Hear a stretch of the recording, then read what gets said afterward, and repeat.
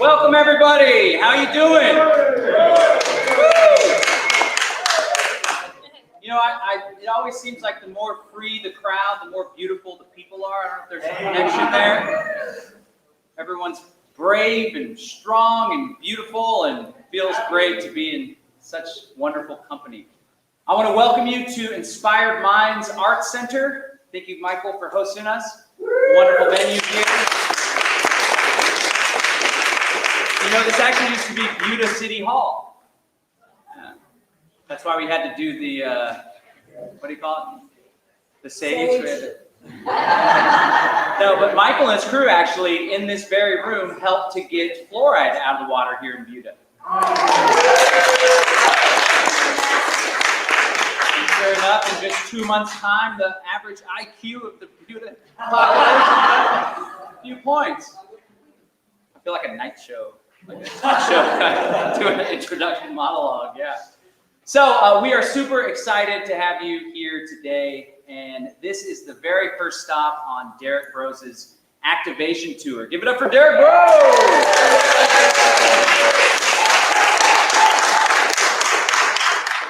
I think this is perfectly clear by now. I'm a super fan of Derrick Broze's. I haven't got his picture tattooed on my back. That's good. It's actually my girlfriend's dog tattooed on it. So we got a wonderful evening planned for you of inspiration and activation. We're going to be hearing from Derrick Broze. We're going to be hearing from Ramiro Romani and myself. But we're going to start it all off with a wonderful human being who's going to share with us some of her thoughts and feelings, and she's going to lead us in a guided meditation. So let's give it up for Miriam Gomez.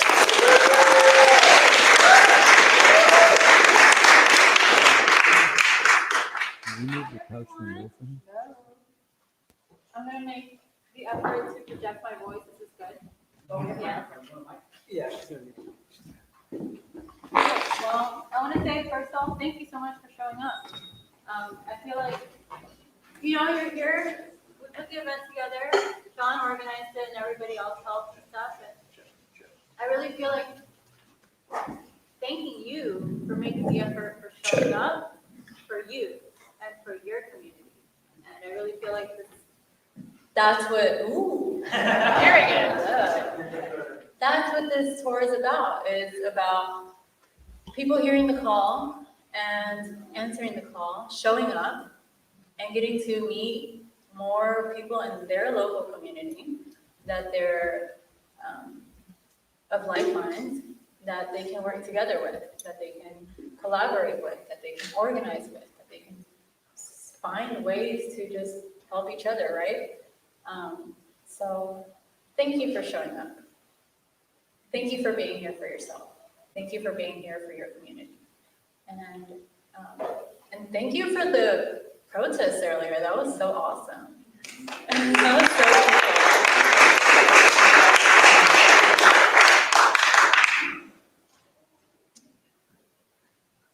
I don't know if you guys feel it, but I really do feel like times are changing, and times are changing very rapidly. And I feel as if these changing times are asking a whole lot more of us. What I feel like they're asking of us is to be more focused, to really pay attention to our health. And what I mean by that is not just our physical health, which is huge, right? A freaking pandemic. So many people getting sick. We're getting sick. I got sick. A lot of us are getting sick, and I really feel like that's a wake-up call. Like, I need to take better care of my health. I need to take better measures for preventing any sickness. And I need to help my family through that too. And I don't want to allow a cold, a flu, or anything to drag me down, not for a day and never for a month. I'm talking to people and they're saying that they're lasting with COVID or the flu or dengue or whatever this is that's going around for a whole month in bed. That's a wake-up call.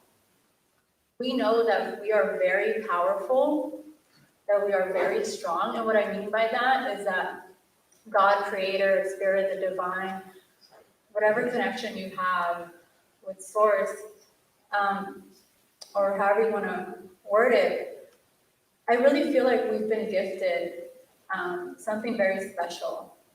And that's the ability, or our minds, that's our minds and our hearts, that's the ability to create. We are creators, we are very creative. And sometimes we're creating very tough situations, or we're like envisioning, oh, we can envision the future. Like, what other animal can do that? You know? So we can envision the future out of a place of fear, and we can build up anxiety within us, or we can build up stress within us. And we can envision the future out of love and out of joy and excitement, and just from a space where we feel like, yes, that's where I want to go. That's where I want to take my family. That's where I want to do. That's how I want to be living. That's the community that I want to build. That's the freedom that I want. And that's the freedom that I want to work towards. And I'm willing to put the effort to get me there, to get my family there, and to help my community get there together. And I really feel like a lot of us are making some very drastic, life-changing decisions right now. And we moved to Mexico. That's pretty. I mean, I'm Mexican, so it's not that drastic for me, but I kind of knew I wanted to live in Mexico. But for a lot of us, I have a lot of friends choosing to go to Mexico, choosing to leave their homes in suburbia to a community in the country, or even still living in suburbia, or still living in the city, but still changing drastically their way of living. You know what I mean?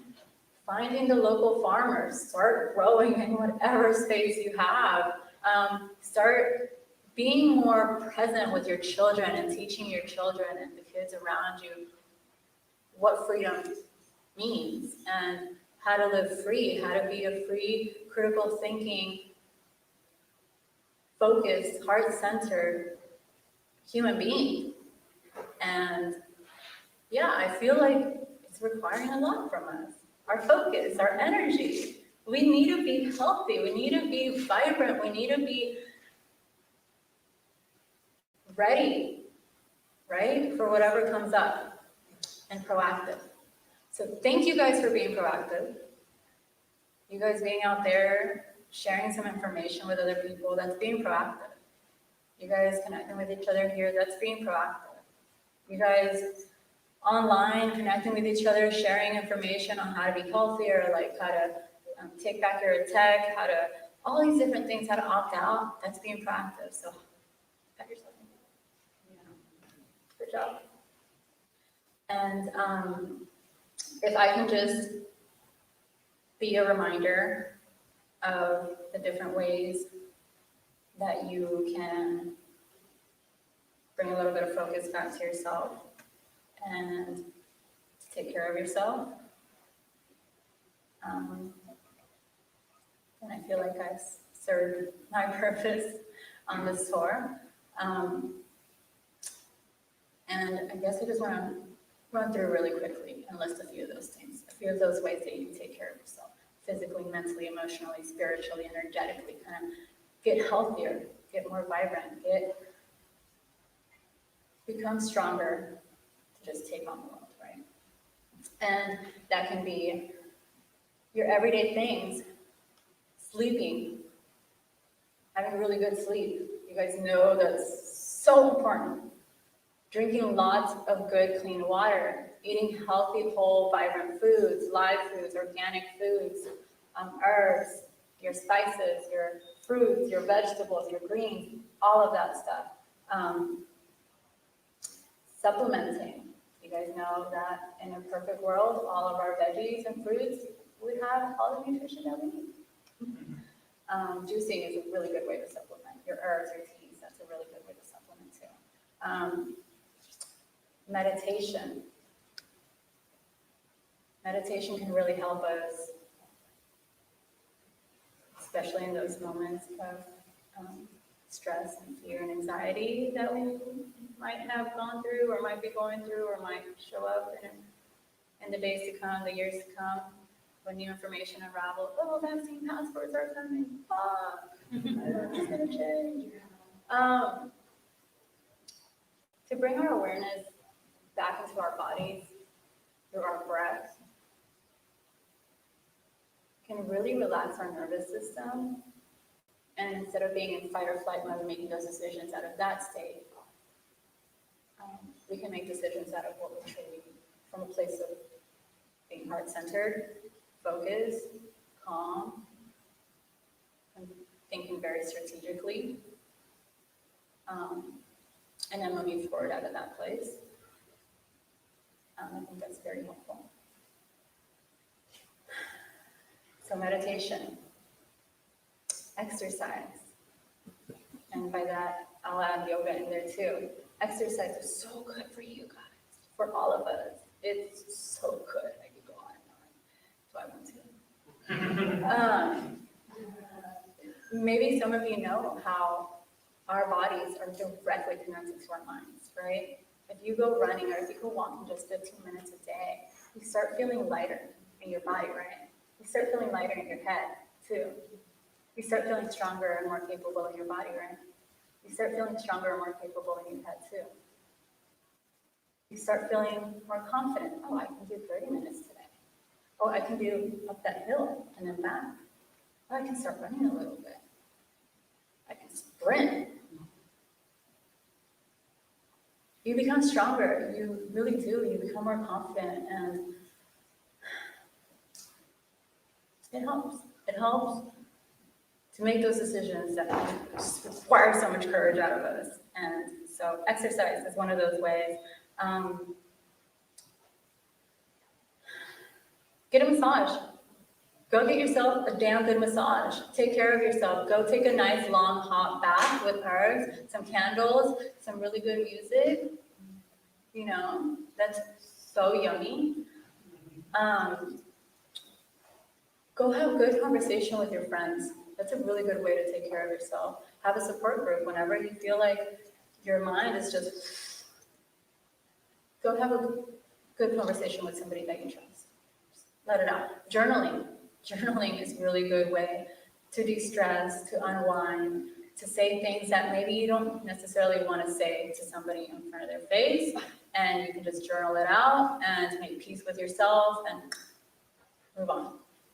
Journaling is a good way to manifest, to put your thoughts out and what you really want to create, right? Journaling is a good way to just clear your mind as well. And also journaling what you've been through throughout the day, little things, everything and anything and everything. It helps us become more present in what we're living, what we're doing, every person that we come across, our conversations, everything. So journaling is a really good one that I encourage always. Like I said, drinking lots of water.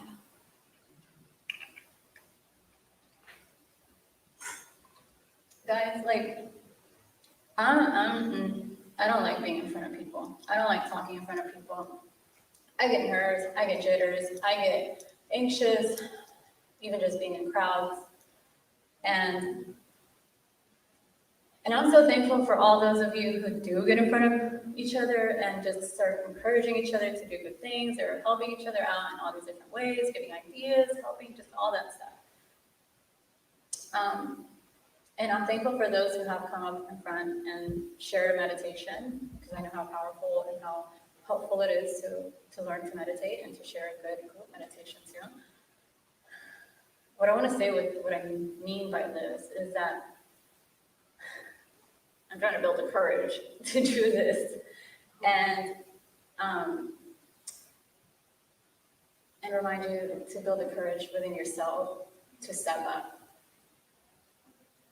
There's going to be a lot of things that are going to come up like, oh shoot, I could be the one to be encouraging the community around me, because all my neighbors, they're all for the vaccine right now. But what if I could start informing them? Oh, I don't want to talk to people. I don't want to do that. That's too much. What if they think I'm crazy? What if they think I'm psycho? What if they call the cops on me?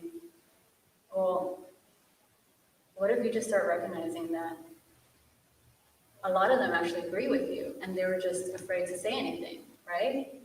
And maybe you sharing your heart and your thoughts with them helps them build the courage to share their thoughts and join you or do something that they feel like they need to do for their community and their family. So this is the activation tour, but I'm calling it the courage tour. Because that's what it's going to take for all of us to create a free world that we want to live in. Woo!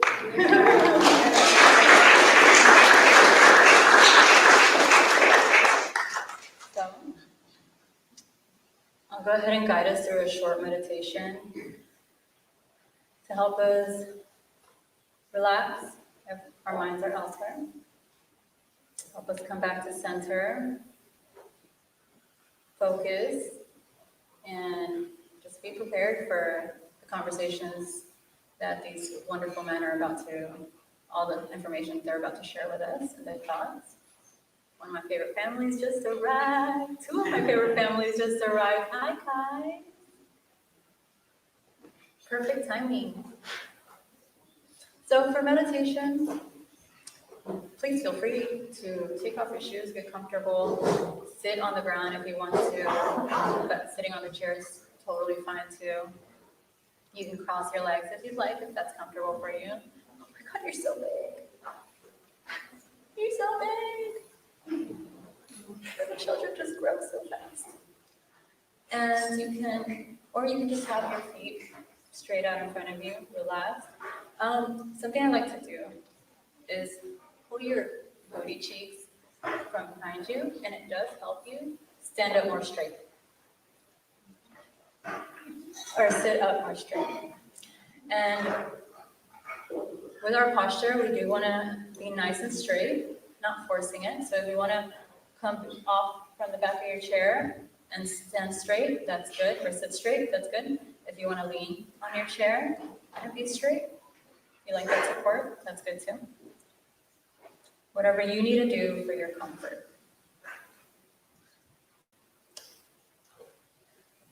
So you can go ahead and close your eyes if you'd like. Keep them open if you'd like. And if you do keep them open, focus on a point of focus in front of you, like 2-3 feet in front of you, just something that's not moving.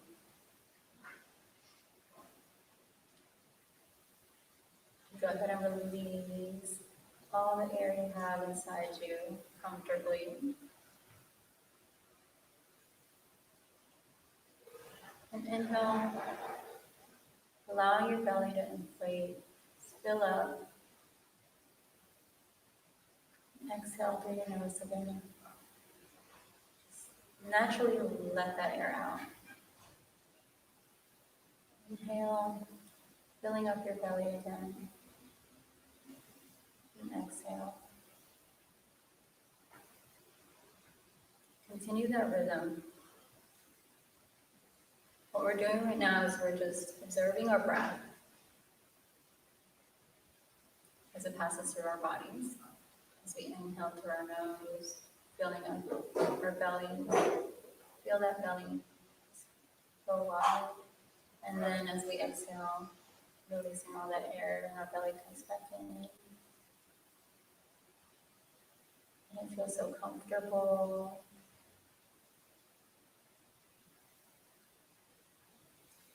And with each inhale and exhale, you feel more comfortable in your chair, in your position, kind of sink in a little bit more and more.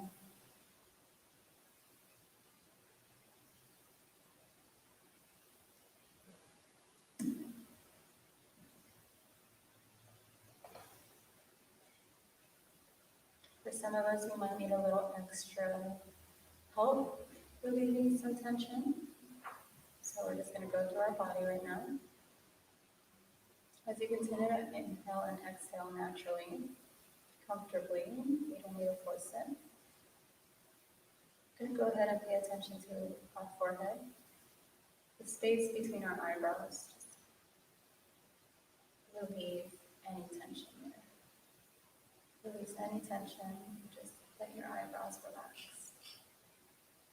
Let your gaze relax. If you have your eyes closed, let your eyes relax even more.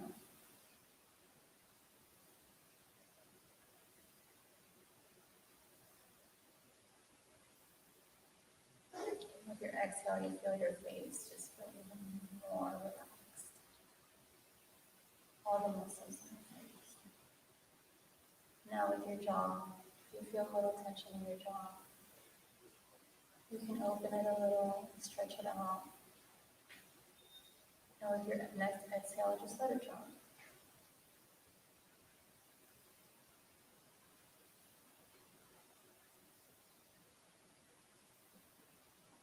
And then find a comfortable position with your mouth closed if you'd like. After that, you continue to breathe, follow your breath. Belly down.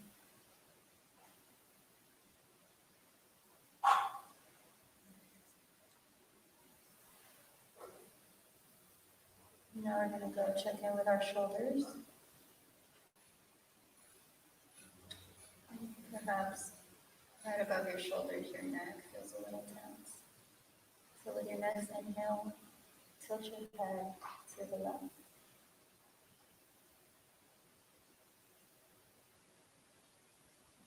And as you inhale and exhale, feel a nice stretch on that right side.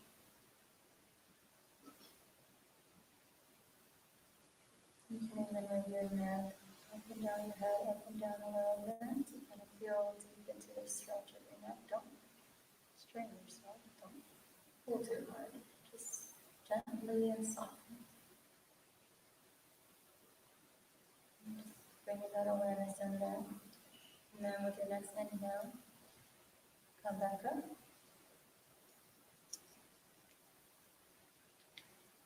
Now your next exhale, do the other side.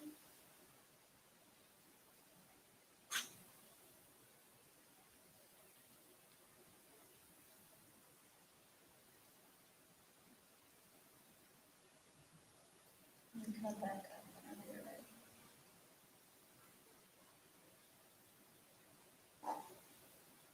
Sometimes our shoulders, they take a lot of our stress. And we just need a little bit of love. So, and shrug your shoulders back in circles with your breath. Inhale up, exhale down.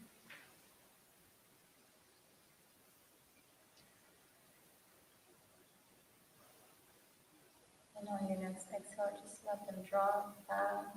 The chest is open, your back is nice and straight. Your belly keeps filling up and releasing.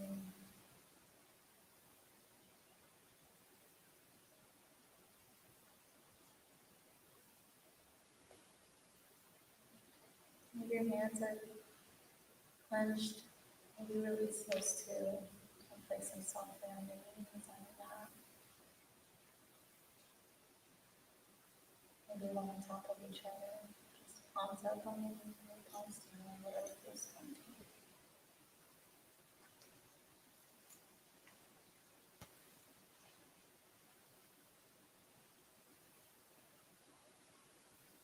We're simply the observers here.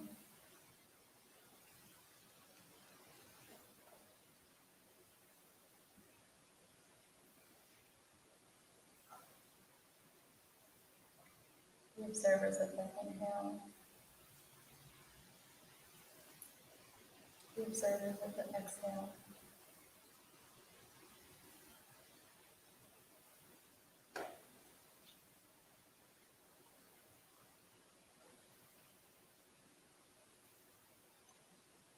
observers of their thoughts as they come in and as they go out.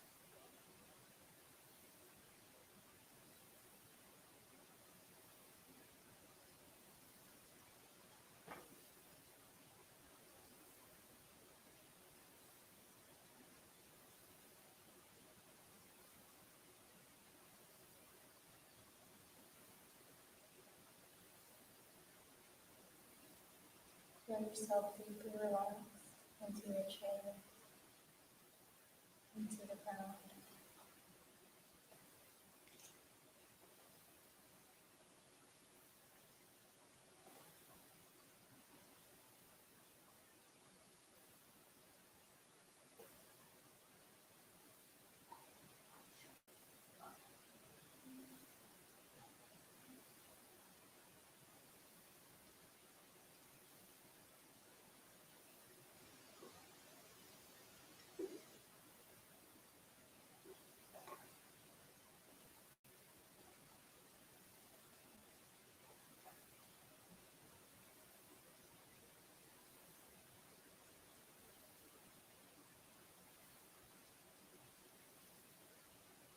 If there's still any stress or tension in your head, anything that's running through right now, that's okay.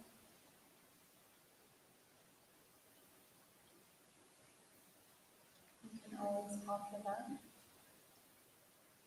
down to the earth, a mother, big, beautiful planet, takes care of us and supports us.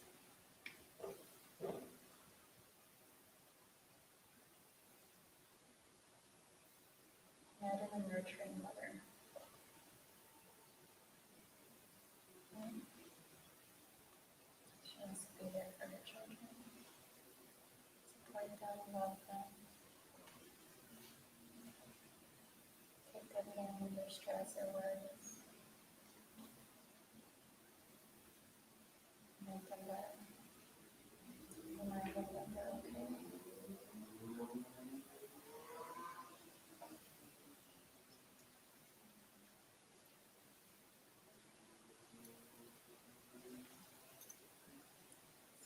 Offer your stress and worries to the earth and allow yourself to simply be, simply relax.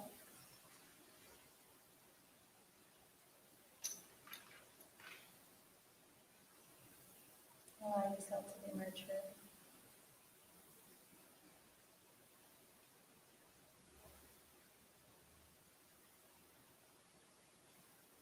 Allow yourself moments of relaxation.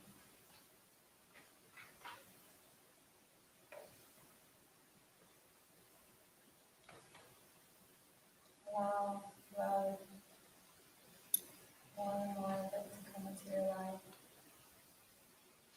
Allow support to come into your life in all the ways.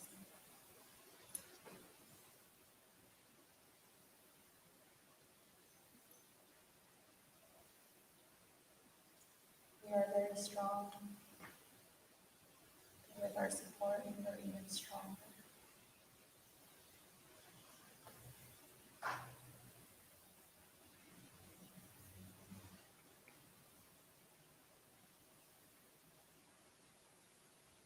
courage, like a cell of love and light. It's capable of so much on its own.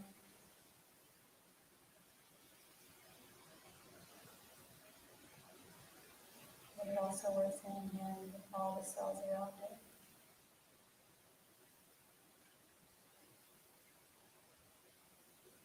To do great things. To accomplish so much more.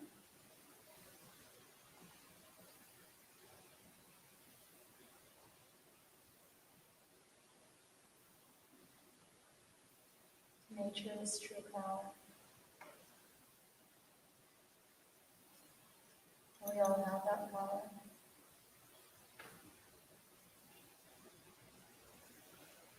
Within us and together.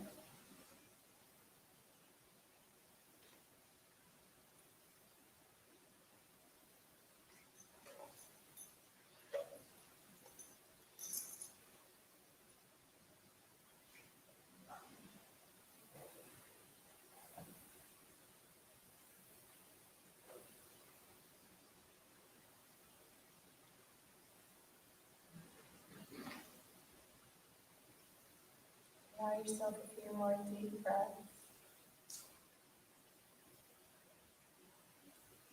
You can exhale through your mouth.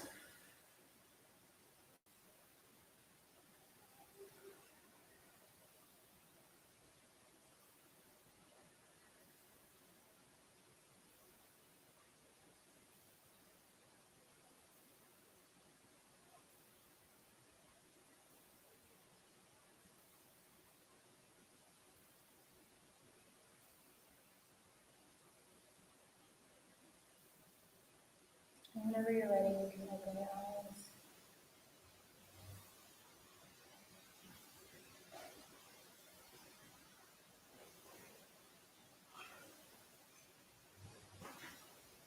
Wiggle a little bit.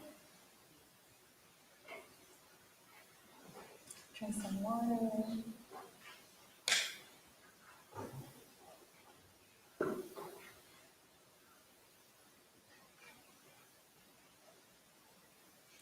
Help you feel more focused, more relaxed, and more present.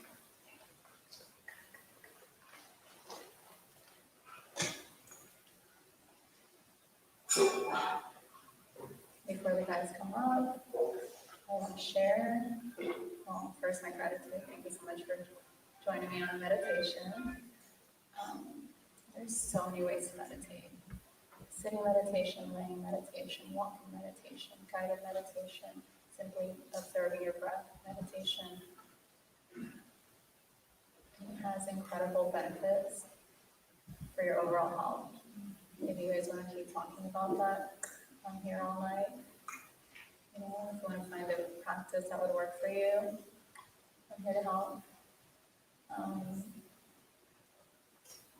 Also, the announcement I have is I will be launching a 21-day Freedom Cell Meditation Challenge worldwide very soon. If you guys are interested in that, please let me know. I'll get your emails, or if you've already written your email down on the newsletter for the Conscious Resistance, you'll get a notification on that. And if you're already a part of the Conscious Resistance or the Freedom Soul Network, you'll get a notification. But yeah, I hope you guys all join me and everybody on meditating and calming our nervous systems, living more out of love, less out of fear, just making some incredible things happen in this world. So, thank you guys.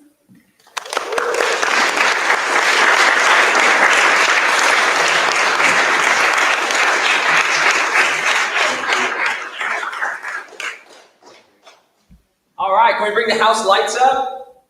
I'm not going to use the mic. That was special. Wow. Thank you, Miriam. Woo! Give her another round of applause.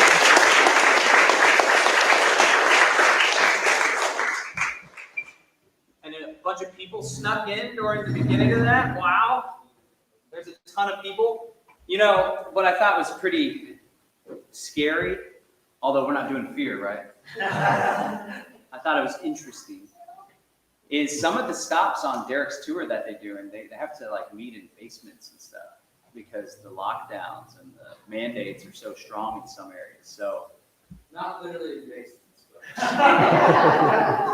Private equity. okay, figuratively in basements. So I imagine that most everyone in the room lives here in Texas, right? So I just want to take a moment to be grateful, just to have some perspective. You know, in this world, there's relative degrees of freedom, right? Although more often than not, freedom is a state of mind and a state of consciousness, really. But when it comes to political freedom and liberty, I should say, it's all relative. And I'm just grateful to be here in Texas. It's not the perfect place. It's pretty damn hot.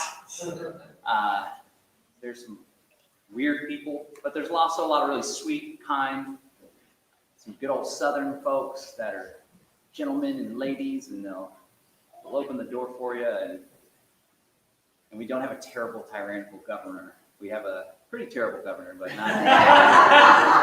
It's all relative. Remember, it's all relative. So, for folks that are watching at home, I think it's just really important to vote with your feet. And if you happen to find yourself in California or New York City or Massachusetts, you can make a move. It may not be easy, but you can make a move to Florida or to Texas or a more free area where these crazy COVID lockdowns aren't all hardcore. All right, so I want to introduce our next presenter. He is someone that I think is incredibly talented, and I think he's an extremist, actually, when it comes to privacy. And I'm actually in awe of the guy because there's that balance between convenience and privacy. Sometimes I tip a little bit too far on the convenience side, but I really respect how dedicated Ramiro is to the cause of privacy when it comes to technology especially, and he's going to share with us some of what he's been working on lately. Thank you so much. Thanks for the sharp, too. All right, awesome. Thank you for the hospitality, and yeah, I'm blown away and to see a community that has taken shape and doing what is needed, doing what is needed to change the world. That's what I wanted to talk about today, was how we've seen the world change so much over the past year, and to think about how exactly did that happen, like who was behind it, and how do they do it, and to get to demystify it, to make it lose its power, I just looked at what it was, and what that was psychological operations, right?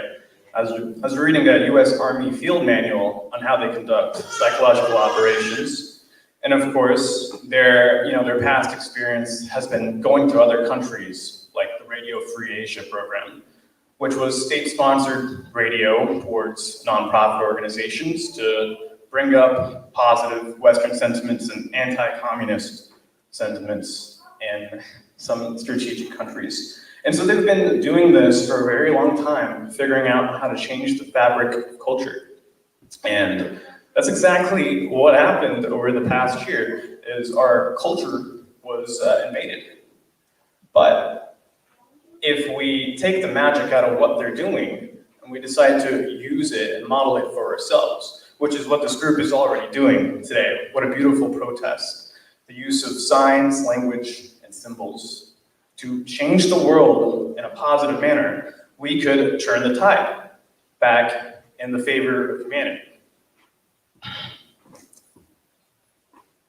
Okay, so there's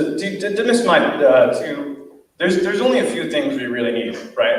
It's one, to spread the message, so that's content creators, and the other is to provide for ourselves, so that's business.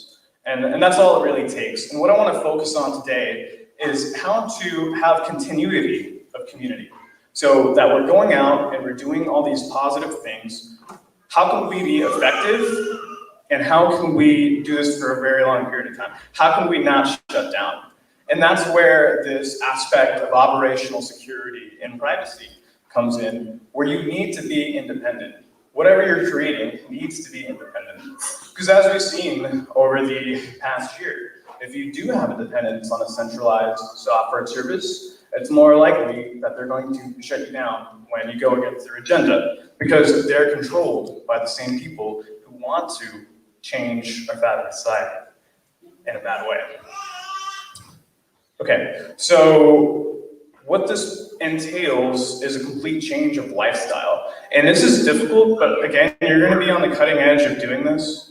As John alluded, it's not very convenient. You have to learn a whole bunch of new things. But figure out, I mean, I guess you have to look at how a community would go about it, and they would help each other. As much as I look to people in my community to learn about gardening and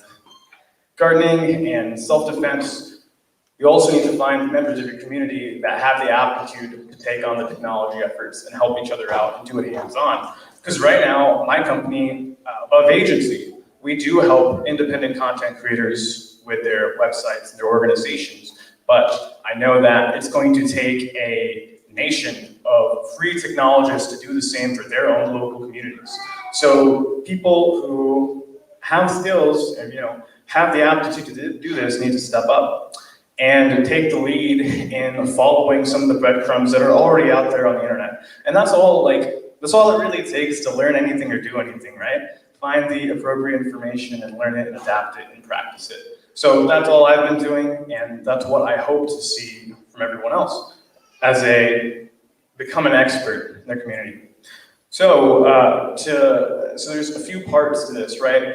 You want to communicate in person as much as possible because our phones are spying on us, right? Even in this room, it's probably listening to everything that's going on. So the faster we move to secure communications, the better. And I'll talk about a few solutions that are available out there. We want to do the same thing for our computers, and it is a spectrum from how really private and secure you can be. And I'm working off observations you can make about how our computers and phones work, how much data and unique identifiers are sending about us, and how they're actually integrated with each thing that we do online, right? So I recently did a video about the launch of the Above phone, which is this new phone we're coming out with. And this phone runs open source operating systems like Graphene OS and Calyx OS. And there's nothing magic about this. All it really does is strip out the parts that make it easy for apps to listen to each other and also send continuous data back to Google or Apple, right, if you're coming from Apple. That's all that's happening. And the more of us that use these phones, I'm not saying that it's going to be a guarantee that we're going to be private and secure, but we are making it hard for whoever is listening, right? We're making them work for it. Let's not give our knowledge and information away for free. And a part of this is also to run Linux, right? I've been, to give you a little bit of a background, I did inherit the web adminship of freedomcells.org. I've been running that site, and I've been using, I'm a software engineer, so it is easier for me, but now more than ever, Linux is ready to be a personal computing environment, right? It's kind of like, if anyone of you used Mac OS, it's pretty similar, and it's also similar to Windows, right? You can get whatever flavor of Linux you want, and it's easy to use. So check out takebackourtech.org. We have an article called How to Make the Leap to Linux, or installing Linux from scratch, that shows you how you can install Linux on your personal computer in under an hour, and all you need is a USB. So imagine if you did that for you and your family, and then the intimate moments you have in the house, just family conversations, now those aren't being sent, potentially. And then repeat that process with your phones, and then you start to gain back sovereignty of your communication and be more purposeful about it and not have your data mined and it profited off. So that's my spiel on phones and Linux. There's plenty of resources on Take Back Our Tech, and I'm also releasing a guide on how to do this yourself with your phones. I have brought some phones for sale today. get with me after the event if you want to purchase one. I accept crypto as well, and we also have a crypto solution set up on the site. Okay, so what are we going to build? Well, what I've seen and what's kind of inspired me, I see that every individual is their own expert, right? There's so many, we're recreating the fabric of society, literally, on people who believe in freedom and they believe in love, right? Now, they're not trying to, they believe in justice. And so for this, everyone's gonna have to make businesses, and everyone will probably also have to be an influencer. Like, they don't have to be, but this is the best way to interact, to make money for your business. This is, here, go to my website. There's more information there. There's my crypto address. We're not gonna be using the financial system for a very long time, right? You can make bank accounts for your business now. I have a bank account for my business, but I don't necessarily know if I can count on it for being there for 3 years or longer. Same with my phone service, right? So you're already building alternative networks, so you don't have to depend on these when it's too late. So I'm just going to drop a bunch of open source technology I use to run my projects and to help other people and for clients. And it might not make sense to you. And unfortunately, I don't have a PowerPoint either, but write them down, and if you're interested, pass them on to someone you know is technical, maybe someone in your network that has made a website, and talk to them and tell them your concerns and let them know, it's profitable, right? We all need businesses. We all need some setup for our businesses. I will also, I'm gonna make another announcement that I'm looking to launch a directory, I guess a website for businesses that are all on the same page. And I want to make one for America, and I want to make one for Mexico. So it's going to take all of us kind of doing this and having our sovereign networks all across the United States that don't depend on cloud services, don't depend on Google, don't depend on Apple. And again, this is all preventative.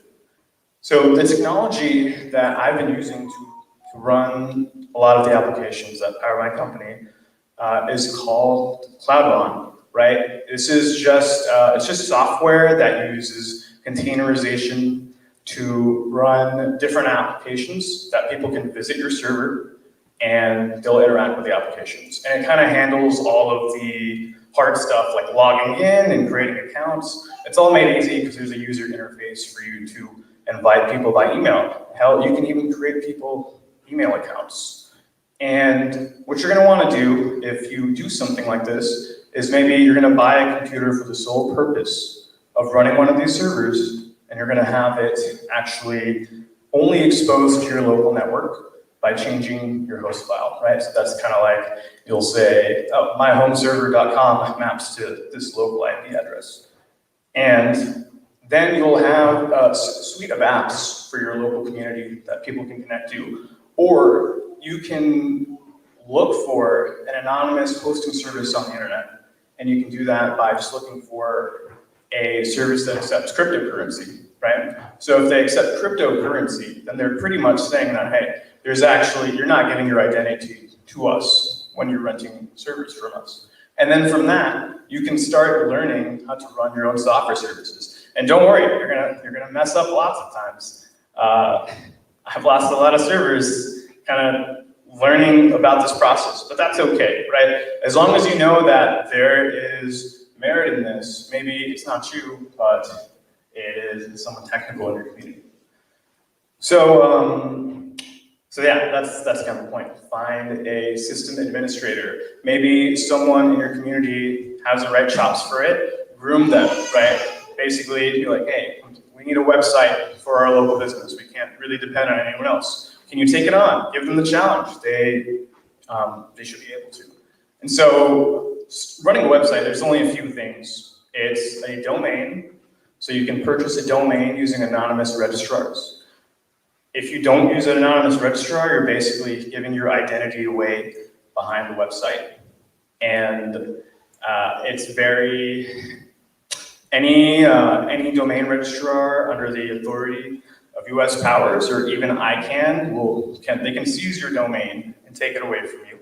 So you want to go with a domain registrar that's out of the United States. Iceland is a good one. And then there's a domain registration service called Njala, NJAL.LA, that you can use to buy domains and run your websites.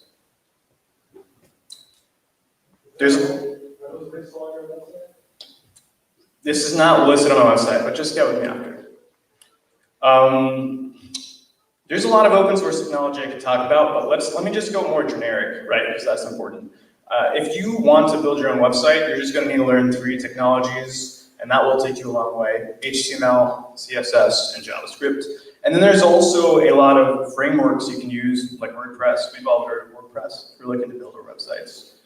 And you can run those yourself. So all the code is hosted on your server, and there's no dependence on any third parties. There's also other projects like Brad CMS. So the activation tour website, that's a software called Ghost that we're running for the tour, and we're going to post every week, and an email goes out to 12,000 people. Okay. Lastly is social media. What happens to social media? I'm of the opinion that we should completely disconnect from Facebook, and we should take our interactions in person. We should take our interactions in person. Don't feed their beast. Don't give them information about yourself. Create better systems through these community softwares, and also get on alternative media. So Hiveblog is a blockchain-based social media that is really cool. So is Minds.com. A lot of open-minded and free-minded people are there that you can find your voice with. And Telegram, surprising, people have privacy concerns about Telegram, but the truth is the biggest freedom communities are on there, and we're still there today. And I guess don't be shy. Start something new. Start producing your content. Share what you have to share with the world for everyone's sake, and spread it on as many channels as you can and on person. And this, together with your website and your social medias, you also bring in new people. And that is how we're going to reconstruct our community, by getting off these old systems and learning and educating people about new ones. Okay, I think my talk would be cut short a little bit, but that is the essence of everything we need to do, because we can't live without technology. That's why. It's because you have, let me rephrase that, you have an advantage if you live with technology right now. It's our major way to communicate. And in the future, this will get a little bit more high stakes, where we might have to create a competing cellular service to have phones with each other, right? Punjab, Pakistan, made a requirement to get a vaccine in order to get a SIM card. There was a line for 10 miles. It was nuts. That is not unrealistic for the rest of the world. And when that time does come, God forbid it comes, we will find another way to communicate. So just be ahead of the game and be looking for that information. If it comes to starting our own radio repeaters, that's what we're going to need to do. And I'm sure maybe y'all, more than I, have a radio guy in your Freedom Cell. So reach out and start setting these plans up ahead of time. Because God knows I don't want to be separated from my brothers and sisters all over the world. We need to continue to share that information and share the state of the world and get things across borders, should that need to happen, to take back humanity. Okay, I'll stop right there. Thank you so much.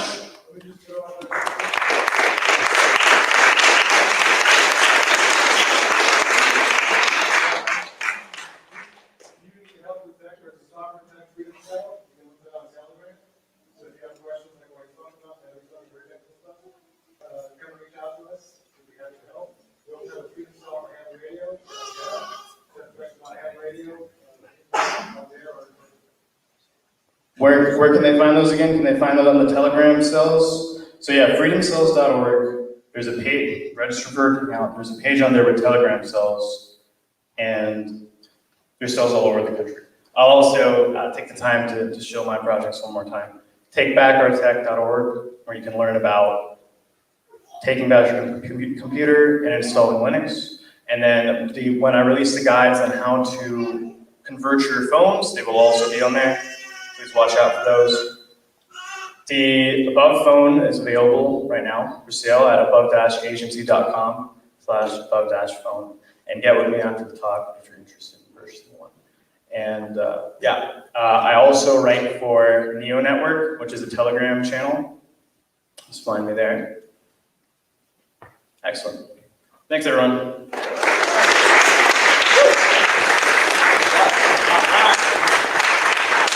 it up for Ramiro Romani!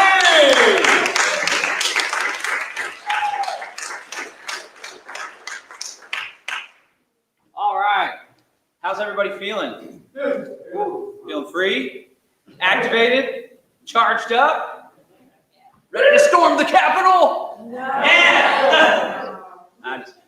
I always think about that oftentimes because people like being it's not a leader, it's supposed to be a leaderless thing, right? But people look to me as a leader, which I see as a privilege and an honor. But that stuff always like trickles up to me, or trickles horizontally to me, I should say. And people reach out with concerns, or people are like, I think this guy's a Fed. You should look up, research him. I'm like, I ain't got time for that. Are they calling for violence? No, they're not. Then let it go. That's my thinking on that. But apparently there's a lot of people that are afraid to go out and be active. And even there's some folks in the Freedom Cell Network that are afraid to go to meetups and stuff. And when I hear that concern, first, I don't want to dismiss it, because fear is an emotion, and we ought to be connected to our emotions and not hide them or cower from them or brush them under the rug. But every time I hear that, I just think like, several months ago, a bunch of people stormed the U.S. Capitol and busted into Congress and were like chilling in the Senate chambers. And here we are gardening and frolicking in the daisy fields and pulling our kids out of government school. It's like, we're not even doing anything illegal. We're just hanging out, building a free society. The illegal stuff comes when we reach a mass critical number.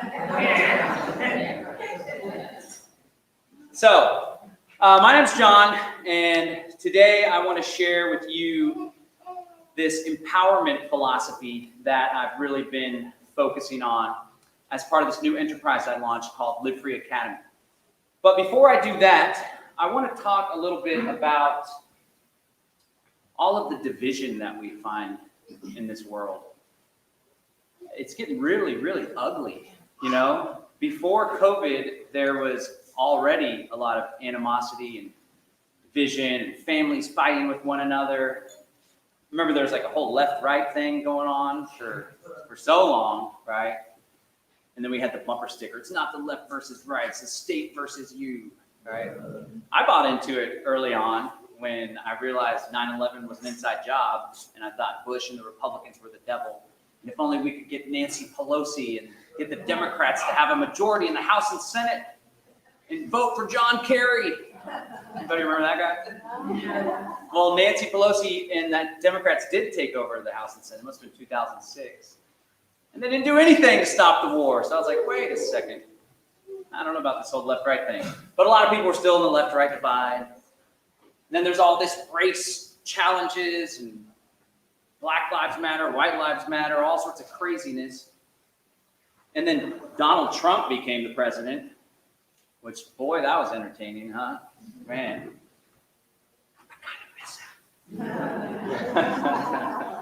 I used to really love how we would stick it to all the politicians, especially Jeb Bush. Man, he really gave that guy a hard time. Even got old Rand Paul. He'd always hit people on the stage. That was really cool. I appreciated how he made a mockery of the presidency, because it's a terrible institution that we have no need for. We don't need a president. We don't need any rulers whatsoever. But things really got contentious when he was in office. And then COVID happened, and you would think pandemic, plandemic, whatever the hell's going on there, I honestly don't know. And for people that try to purport that they know what's going on, they're just full of it. Honestly, who knows what's going on? I always talk like, I got sick. I had the symptoms that are associated with COVID. And people are like, this asshole John Bush actually thinks there's a virus. It's like, I don't know. My girlfriend couldn't taste or smell. Something was weird.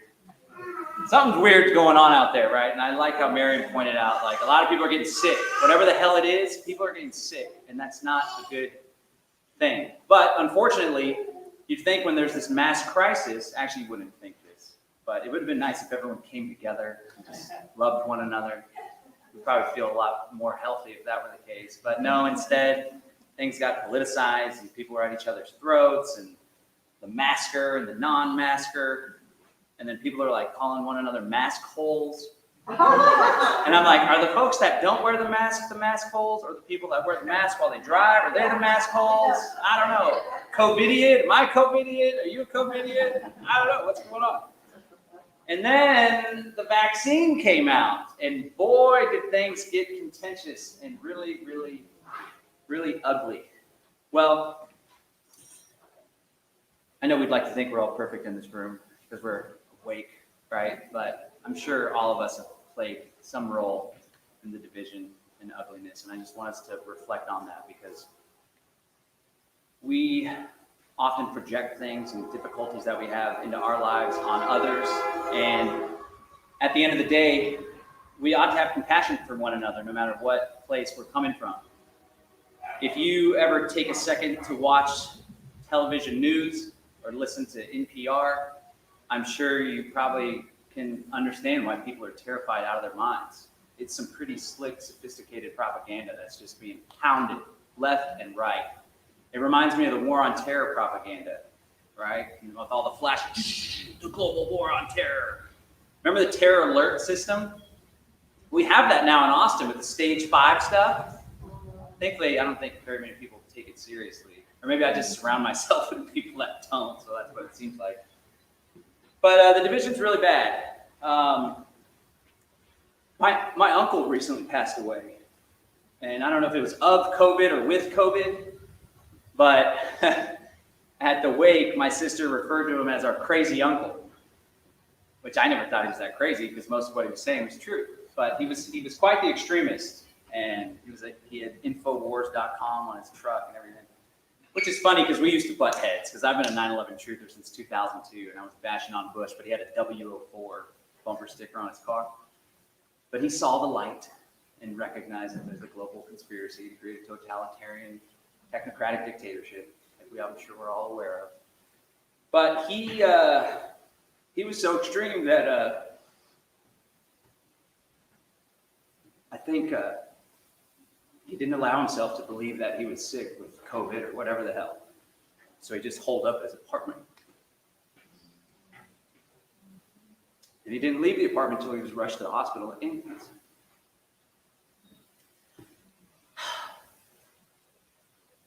And we actually grew distant before he died because he got into a big shouting match with my dad over masks. And just really stuck with me.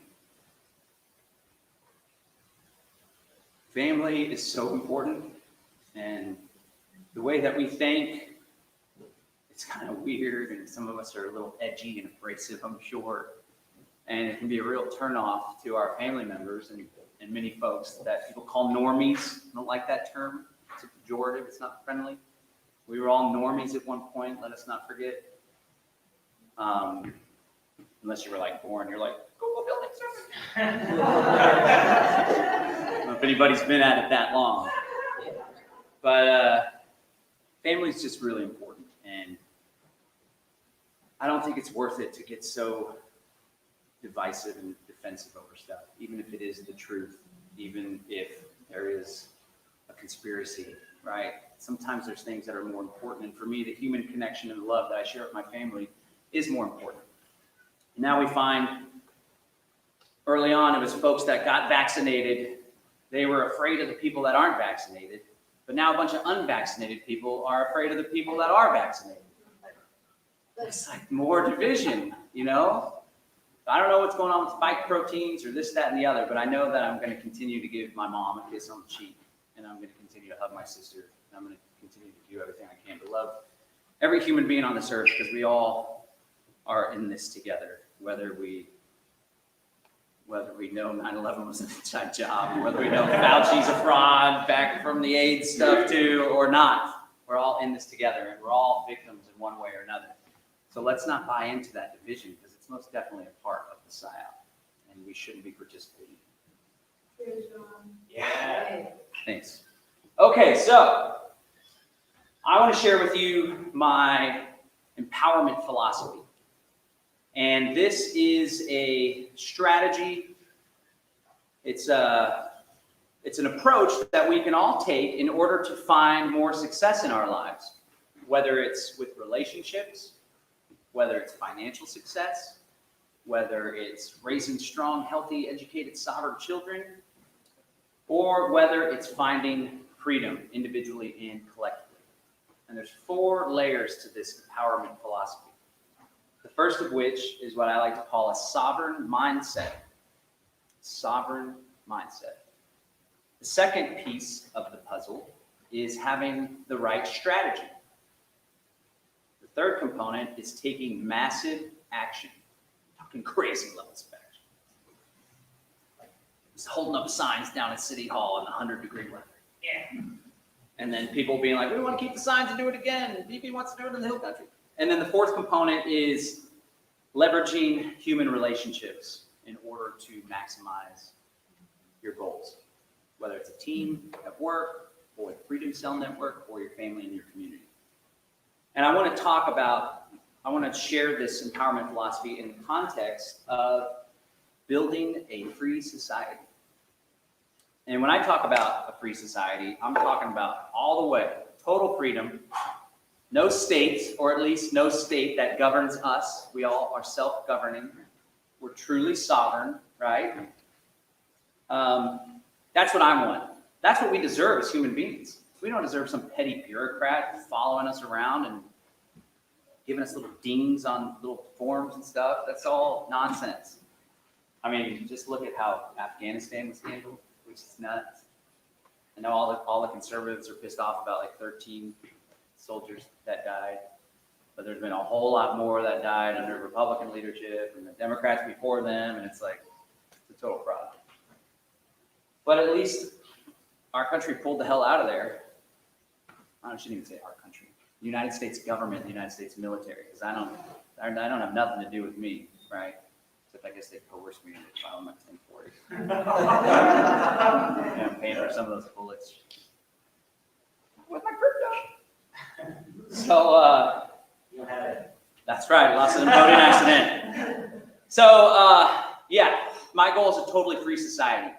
And I want to share how this empowerment philosophy can help us to get from here to there. So it all starts with a sovereign mindset. What does the word sovereign mean?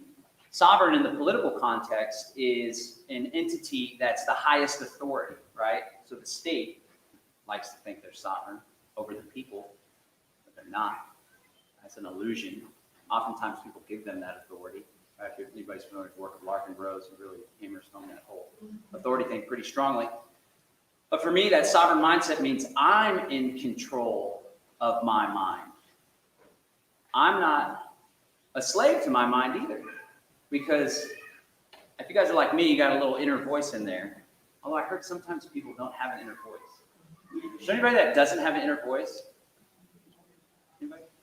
I read it was like 40% of people, and I was like, what the hell? What would that even be like? Probably pretty quiet, pretty chill. Like, are you always meditating? What is this? What's going on?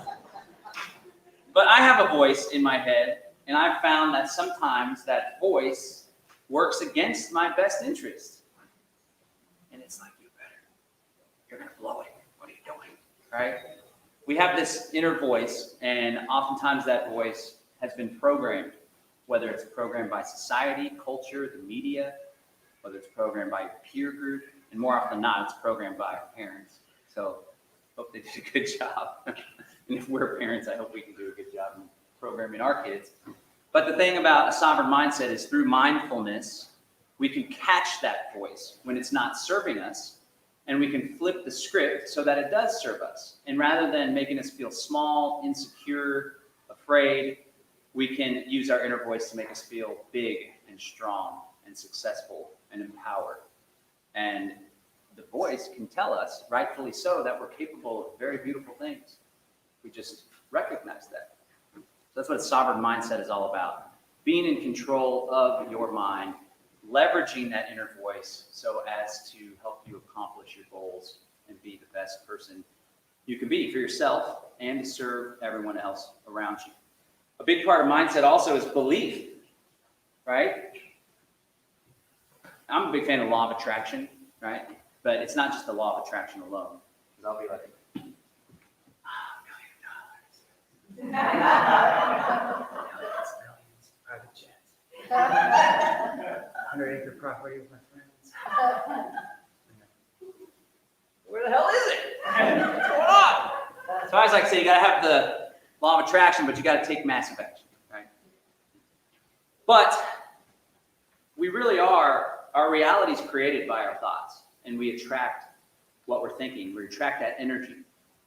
It's like a metaphysical thing, but it's really cool how like science starts to prove all this spiritual stuff nowadays. Like finally catching up with spirituality that's been shared for centuries.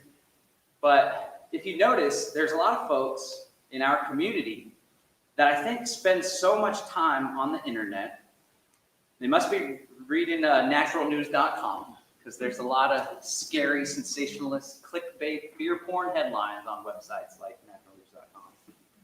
No offense to Mike Adams. I know he's a great guy. He's done a lot of good work, but just there's some stuff that he puts out through that website that I think is a little overblown. And there's a lot of folks that don't get out and come spend time with a community like this, right? Or go do a permablitz and build a garden in someone's backyard. And their whole reality is what they're researching on the internet. And so it only makes sense that they feel completely enslaved and afraid. And if that's what you focus on all the time, scrolling on your phone, researching, watching the old conspiracies like Endgame, Blueprint for Global Enslavement. Anybody remember that one? That was a good one. We should revisit it, man. Old Alex Jones, he was way ahead of the time. Remember first they came for Alex Jones, the censorship. I didn't say anything because the guy was pooping. Now they're coming for all of us. But I just really want to encourage us to help bring our friends out from behind the computer. Because if you spend your time like we just did a couple days ago, if you were there at the freaking river, there was over 130 Freedom Cell people all hanging out in the sun on the Guadalupe River. And boy, did I feel so free. So it's all about your perspective. It's all about your mindset. It's all about what you choose to focus on. And I choose to focus on the beauty and the freedom in this world because 99.9% of the time that we're going about our lives, we're the ones that are in control of our destiny and our choices and our actions, right? It's only maybe when we go to the DMV to renew the driver's license or fill out that pesky 1040. Let's shout out Derrick Broze because he doesn't do the 1040 thing. Let's all strive towards that. It's part of what the Freedom Cell Network is all about, strength in numbers. I don't know, maybe when there's like 50,000 or 100,000 of us, we can just kind of say, we're not going to do it anymore. All of us. F you. So mindset. Another huge part of mindset is belief. Believing in yourself. Believing in your greatness. Believing in our collective ability to do some really big and badass things. And I'm going to share one of my dreams with you. It's not a dream, actually. It's just an unfulfilled goal that will happen. Right? That's a great thing. There's these word games. It's a law of attraction thing, too, to act as if. So you can substitute the word if, but with the word when. Like, right? Like, when I meet my lovely partner, Rebecca, here in the front row, she's so beautiful. When we decided that we were going to purchase some land together, it wasn't a question of if. It was like when we purchased the land. And it's been a goal of ours since we got together like 4 years ago. And we did it just 3 months ago. We purchased a 10-acre property in Bastrop and got the heck out of the city. Yeah. But I knew I had the certainty. Tony Robbins talks a lot about the certainty. You just become so certain that it's inevitable it's going to happen. And there's nothing that's going to get in your way. And when you can channel that certainty, you find that the universe starts conspiring in your favor. So we got the 10-acre property, but our next thing that we're going to do, not if but when, is acquire a 100-acre property, maybe 200, maybe 500. Maybe some of you guys want to chip in on it with us. And we want to create our own free private city. Because there's so many of us that think like we do. There's no reason why we need to continue to subject ourselves to this smart grid, tyrannical, top-down, everyone's all nasty with one another, wearing masks in the car by themselves. Are those the COVIDians? I don't know. Am I a COVIDian?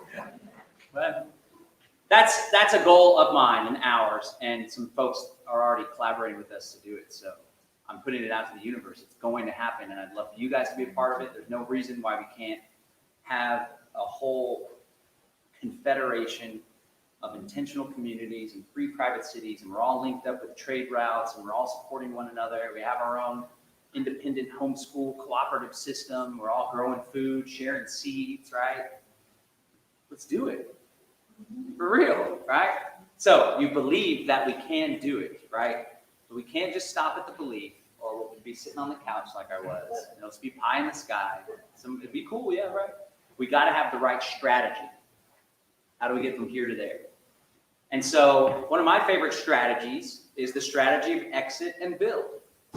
I just did a members-only session with my business on exit and build financial strategy. And I was preparing for my presentation, and I was like, I'm going to go research exit and build and find where it came from. Because I think I heard Derrick say it the first time I ever heard of it.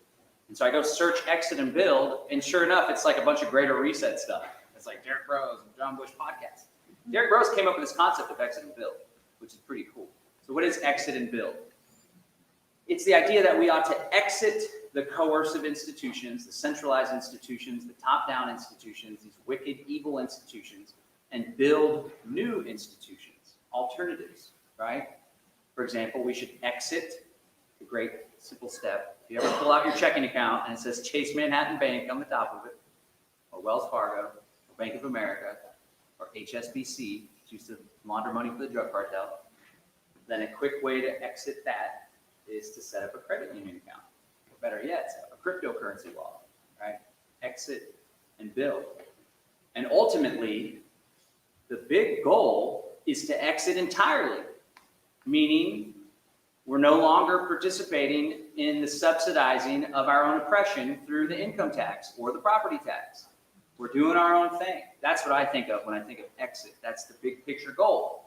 But for some folks that are a little established, or they have a 401k, or they have their kids in a government school, or they just purchased some land, it's not that easy. So that's why I put a little spin on it.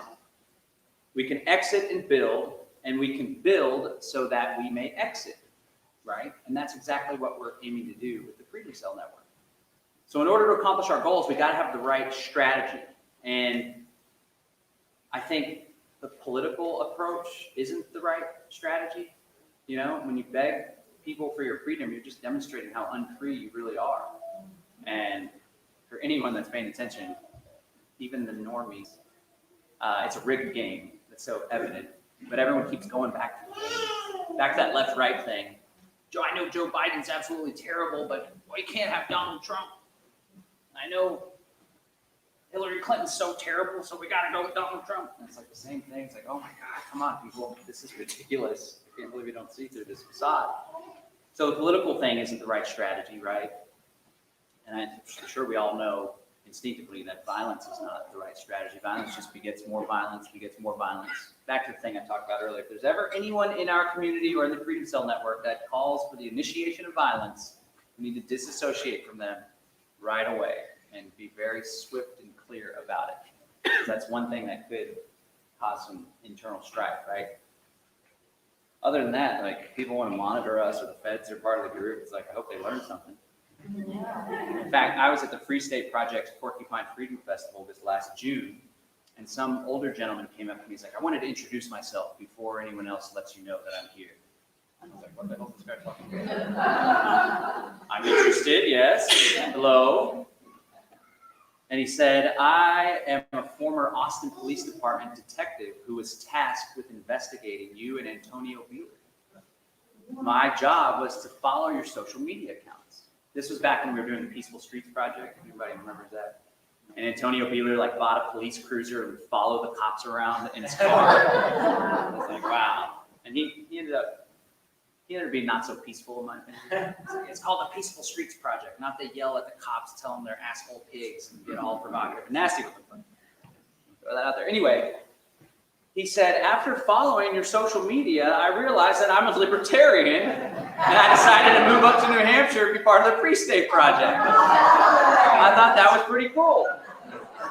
Because I've always been like, man, well, if they're watching us, great. Because we're just like peaceful people chilling. What are they going to do? What are they going to do? Except for the income tax part. Tell them about that. Oh shit, we're live streaming. That's to come down the road. Okay, so exit and build strategy. It's an individual thing and it's also a collective thing. So individually, back to the mindset, let us all adopt some mindfulness practice where we become conscious of our day-to-day activities and the way that we live our lives. And let us find little areas in our lives and our practices that don't line up with our ideal situation, right? Samuel Edward Konkin III wrote the New Libertarian Manifesto. That's where we get this idea of agorism. And he said that the consistent application of the philosophy of liberty brings about a free society. So I want to encourage you to adopt a strategy of being mindful of your day-to-day practice. If you have kids and they're going to a government school, that doesn't line up with what we want to do, right? And I know it's easy to be like, pull your kids out of government school and find a private school or homeschool. It's easy to say that, but it's most definitely a challenge. I'm schooling my kids right now, and it's freaking hard. Holy shnikes. Especially my son. It's like, damn, we raised some freedom kids, and now it's all really hard to parent. Shit, what are we going to do? But they're doing well. They're doing well. I always think about, like, okay, all right, my son may be struggling with this and that, but he can take something from seed to fruit, and that's pretty damn hard to do. So, but that's what I'm going to get to with the community when it comes to like government school. If you have a community, you have people. There's folks in the network that are doing their own cooperative, and there's really talented people that want to teach others how to do that, right? So you kind of make a list of areas in your life where it doesn't line up with your values. So the bank account, maybe it's your job. Maybe you work for a large corporation. Maybe you're concerned that they're going to threaten vaccine mandates, right?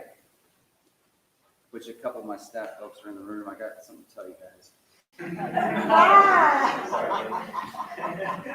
I work with two amazing human beings, Brad and Echo. They're both part of the activist community, the Freedom Cell Network, and I'm really proud of that I have such a cool clique.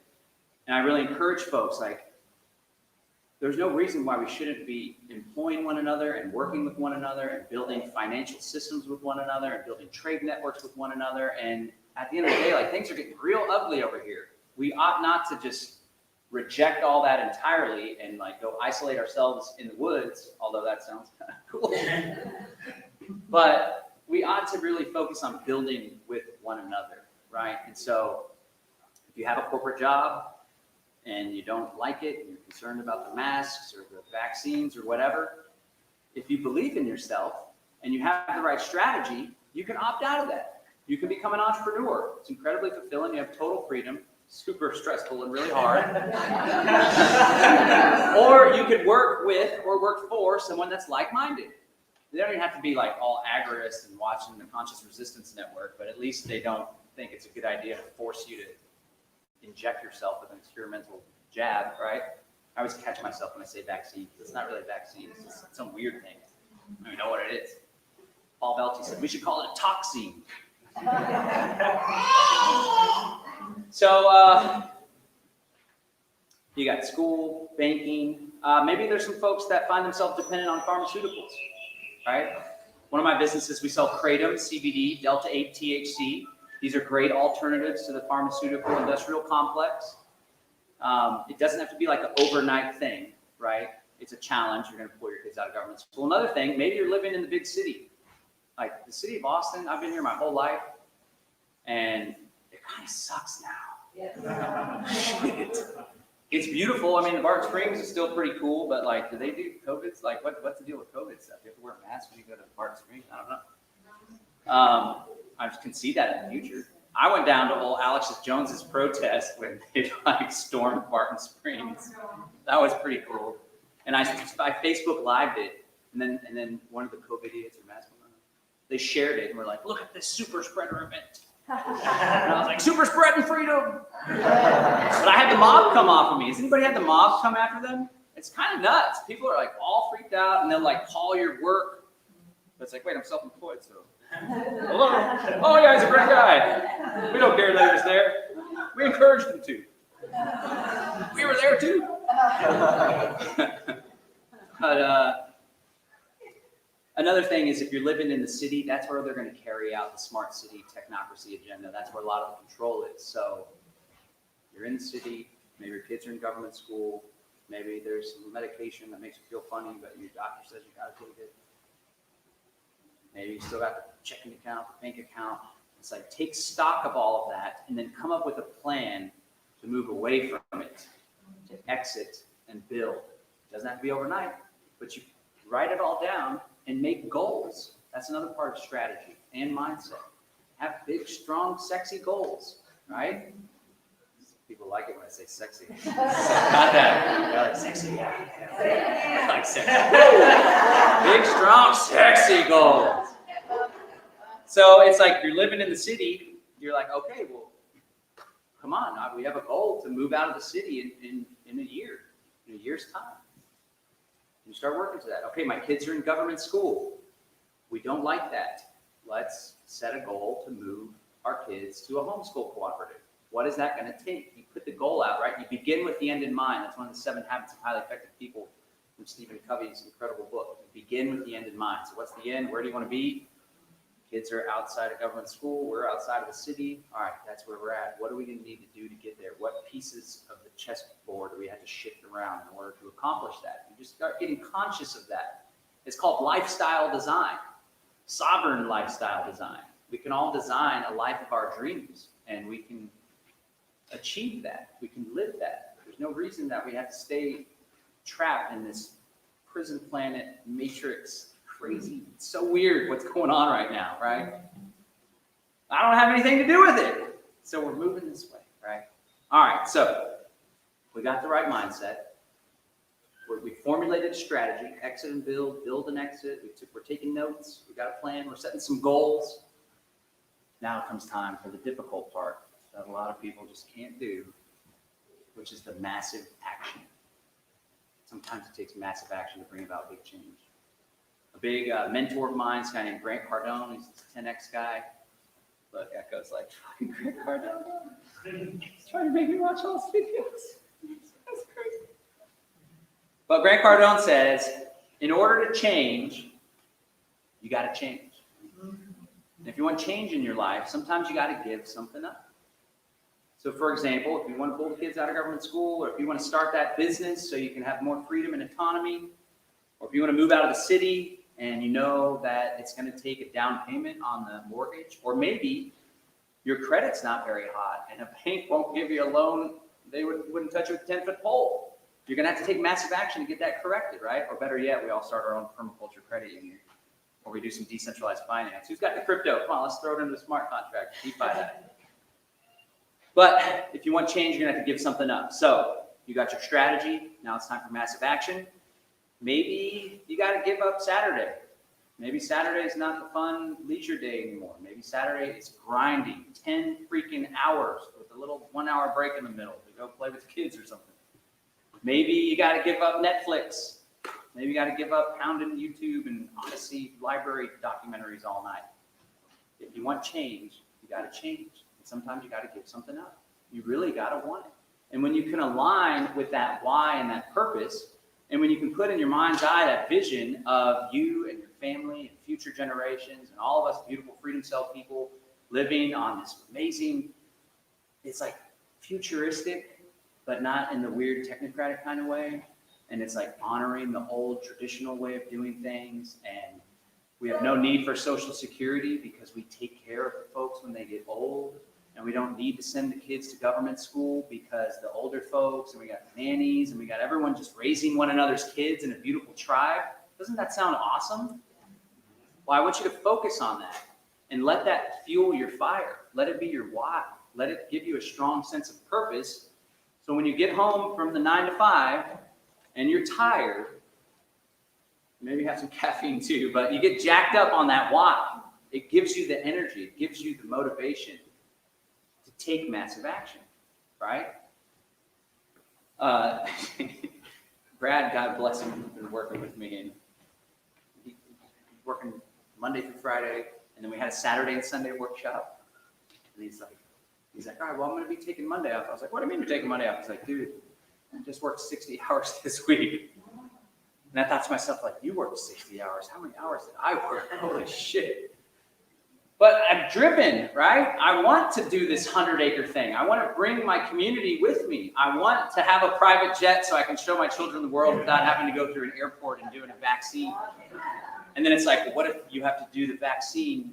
You have to do the vaccine passport when you land in your private jet. And then I'm like, well, then I need to be a billionaire so I could grease some palms. And like, I don't know if I got to donate to someone's nonprofit or whatever. I don't know. But like, that's where I'm coming from. And in order to achieve that, it's going to take massive action. And I'm so fueled and motivated to do better for myself, for my family, and for my community that there's nothing that's going to get in my way of doing that. But boy, do I honor when I get to watch this show on Netflix. So it's like, and Rebecca's like, babe, it's 11 o'clock. And I'm like, I've been working all day. I just want to watch my show. Sorry. These are the things that pop up in my head, and I just think I'll just share it with everyone. So just leaving it there. So that's what's going on. All right, so massive action. Boom! And the final component, we got the mindset. We believe in ourselves. We've shifted that inner voice away from insecurity and fear, and we've done the deep work with the trauma that we've experienced in our life, and our inner voice is like our big cheerleader now. It's like, you fucking got this. You're fucking better. Yeah. That was a clever thing to say. Good job. There's this great book by this lady, Jen Sincero, called You Are a Badass, something like that.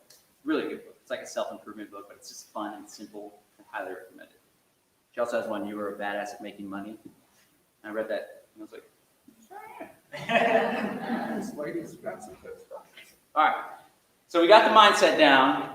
We got the strategy, exit and build and exit. Writing down goals, notes, we're shifting our lives. We're doing it on an individual level, right? We're taking massive action. We're letting our purpose and our why and our goals and our ideal future motivate us and pull us. We're not afraid. We're not getting pushed by the tyranny. We're getting pulled by the beauty, the beautiful future that awaits us. And the final component is to get the help of our fellow human beings in our community, our family, our team, and those around us, right? And that's exactly why we built the Freedom Cell Network. And boy, I got to tell you, it just fills my heart with joy to see how this thing has grown so much. And we had that meetup with like 130 people a couple days ago. And I was like, who the hell are all these people? I barely know any of these people, and that's freaking awesome, right? It's taken on a life of its own. It was an idea that just sprung into my head because I was like, why is it that we have all these people that are voluntarists, but they're not living free? And it's like, because there's fear. We're afraid of the man and the coercion, right? Rightfully so. And so I thought maybe strength in numbers is what we need. Strength in numbers for us to come together and support one another, empower one another. And then the Freedom Cell, I had a little inner cadre group. It fell apart due to infighting, right? But thankfully, this guy right over here, he came to a meeting that we had in Austin, and he was like, holy shit, Freedom Cells, this is great. And dude took it and turned it into a freaking global movement. Made this awesome website where people could connect with one another, right? And now we have Freedom Cells in Australia. Some of them are watching live, and they're like, I don't know what they call it, Auschwitz, or not Auschwitz. Sorry. No, what's the island prison in San Francisco? Alcatraz. They're like, yes. They're like greetings from Australia trash or something like that. Not Auschwitz, although shit, man, they're like on an island. It's literally a little prison island. That's what it was originally. It all comes full circle. We got freedom cells in Europe, Asia, South America, everywhere. And boy, do I feel blessed to be a part of this local freedom cell community. And I just want to take a moment to recognize Tanya and Morena and the other Tanya and Carol and Rita and anyone that helped make this event possible. Because I'm always like the one on camera and stuff, and it's like, wow, John does so much stuff. And it's like, lately, I've just been coming to the events. And all these amazing people. And Cynthia, everyone's doing such great work putting all this cool stuff together. Yeah.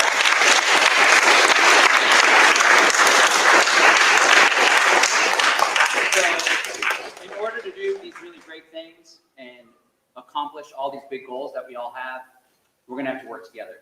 And so I really invite you guys to double down on the community. If you're not a part of the Freedom Cell Network, we strongly invite you to join us. We're very active on Telegram. There's a website, freedomcells.org. It's taken on a life of its own, and I always share with folks that our ultimate goal with the Freedom Cell Network is to create a free society within the crippling framework of the old society. And seeing how it's grown and seeing all the beautiful people in this room, I really think we can get it done, right? So I want to thank you guys for being a part of this. Remember, the 4 components: sovereign mindset, strategy, got to think strategically, take massive action, and tie it all together by working together with like-minded human beings. And if we do all that, there's nothing that's going to stop us. And together, we'll frolic in the daisies with our kids coming out of the homeschool cooperative, totally autonomous. We got our own servers with Ramiro, and life's going to be really good. Let's do it. Thank you. All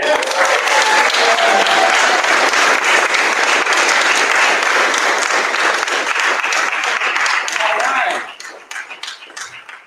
Okay, wow. So we've got one more incredible person to hear from tonight. And I don't know how Derrick does so much freaking work. And it's incredible. And I know that his better half, who we heard from earlier, lifts him up and empowers him. They're a total power couple. And this guy's an amazing human being. One thing I really appreciate about Derrick is this whole concept of a conscious resistance, and something that really resonated with me. He said, you know, if we end up getting our free society and we do away with government and all these big evil corporations, but we haven't done the inner work, then we're simply going to recreate the tyrannical experience that we've all grown up with. And that really stuck with me. The dude's active. He's a writer, he's an author, he's a journalist, he's a public speaker, and now he's doing this amazing tour, which I don't know how he's going to jam that many cities into that small time, but I think he's just so dedicated to the cause that he does it at great personal sacrifice. So I want to bring up one of my really good friends, Derrick Broze.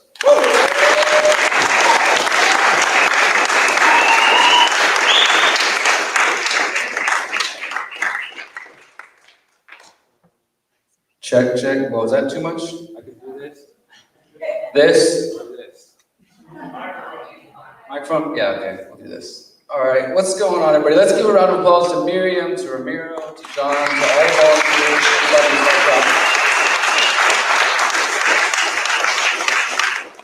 And this building, the sound is really done really well because while John's here sharing his words, you guys have no idea there's a bunch of maniac little kids running around in that room making much noise. It's like, wow, you can't hear anything out here.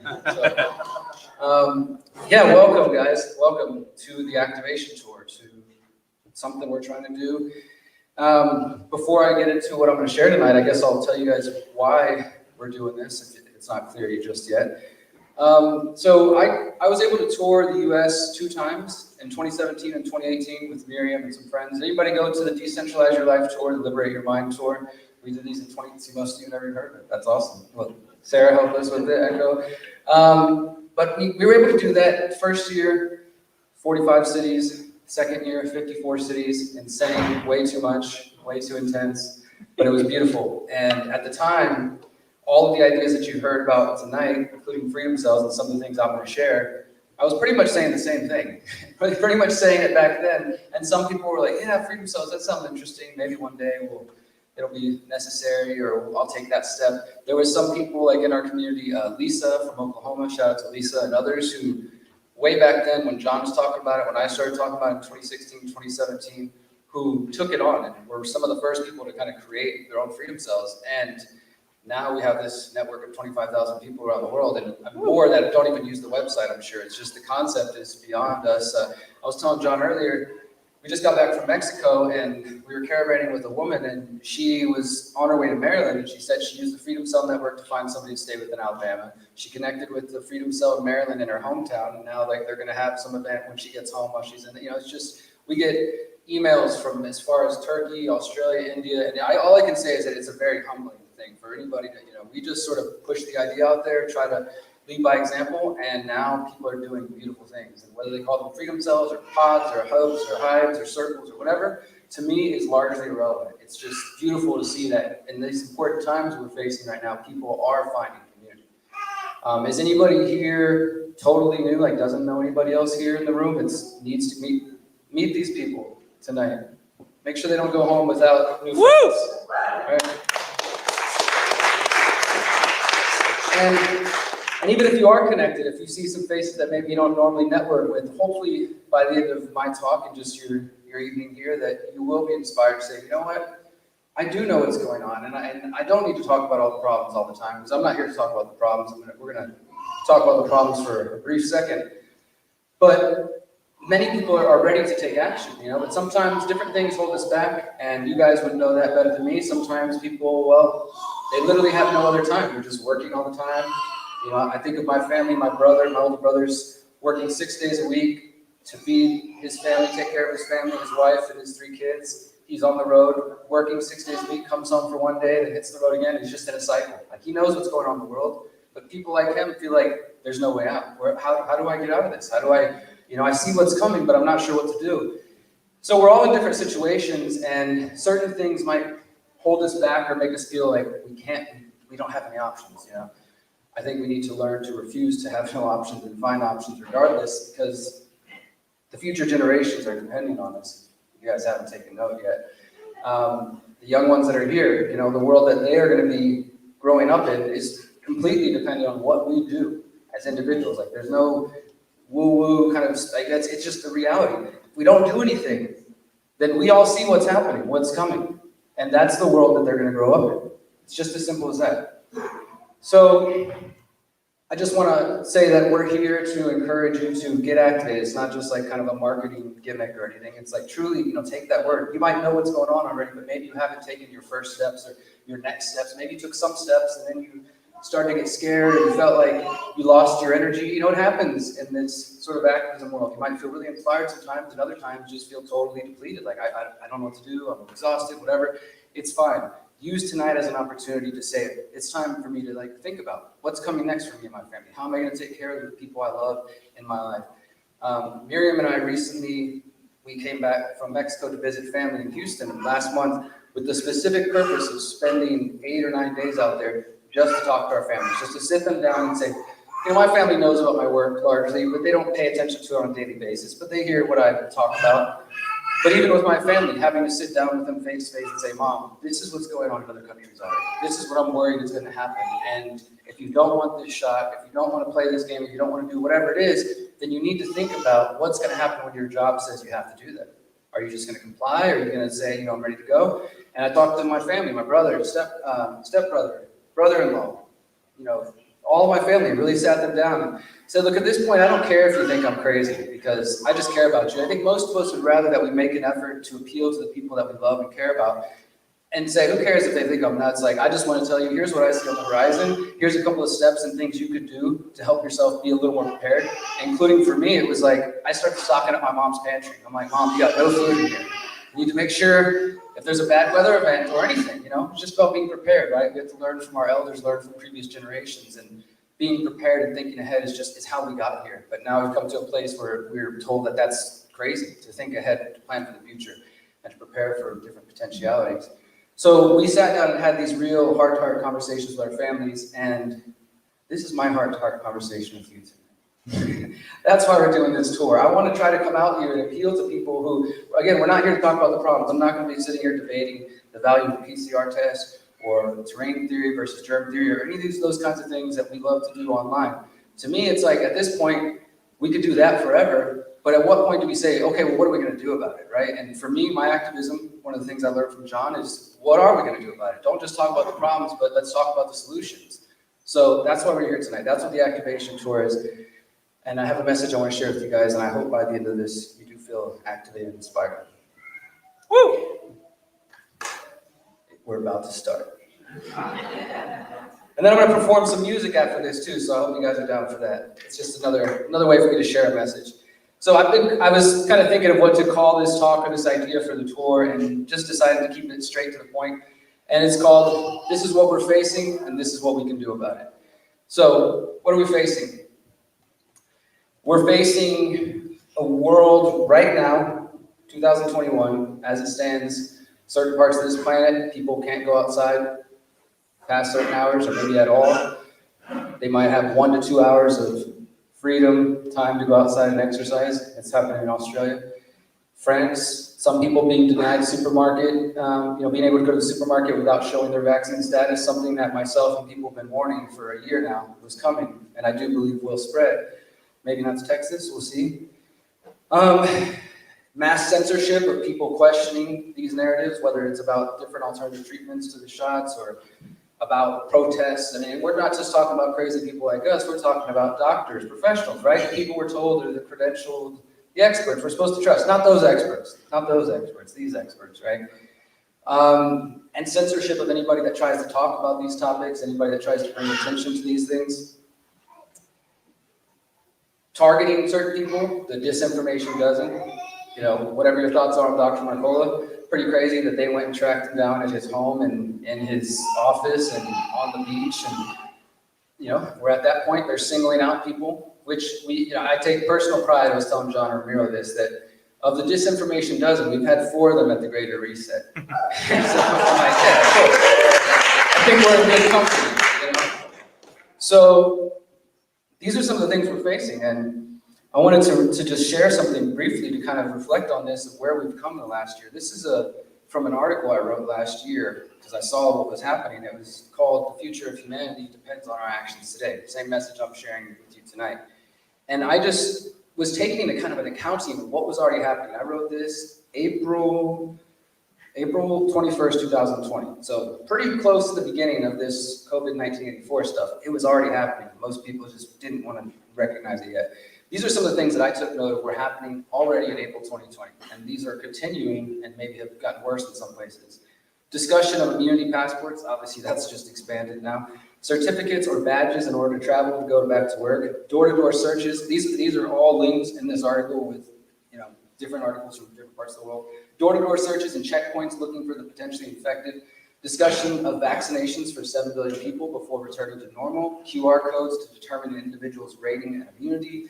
Contact tracing via smartphones and apps.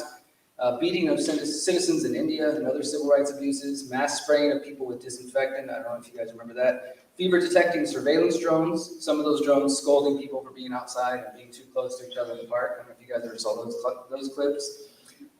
Implementation of biometrics and facial recognition.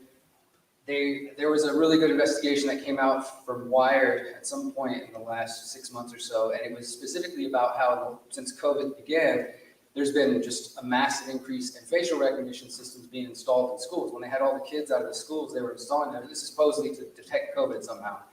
That's the excuse they use, but so this Wired report just showed hundreds of US schools in the last year installed facial recognition cameras, and those places are becoming more and more prison-like already, as most of you know. But it just shows us like how much opportunity the state and what I call the predator class took under the guise of fighting for COVID, right? All these different powers.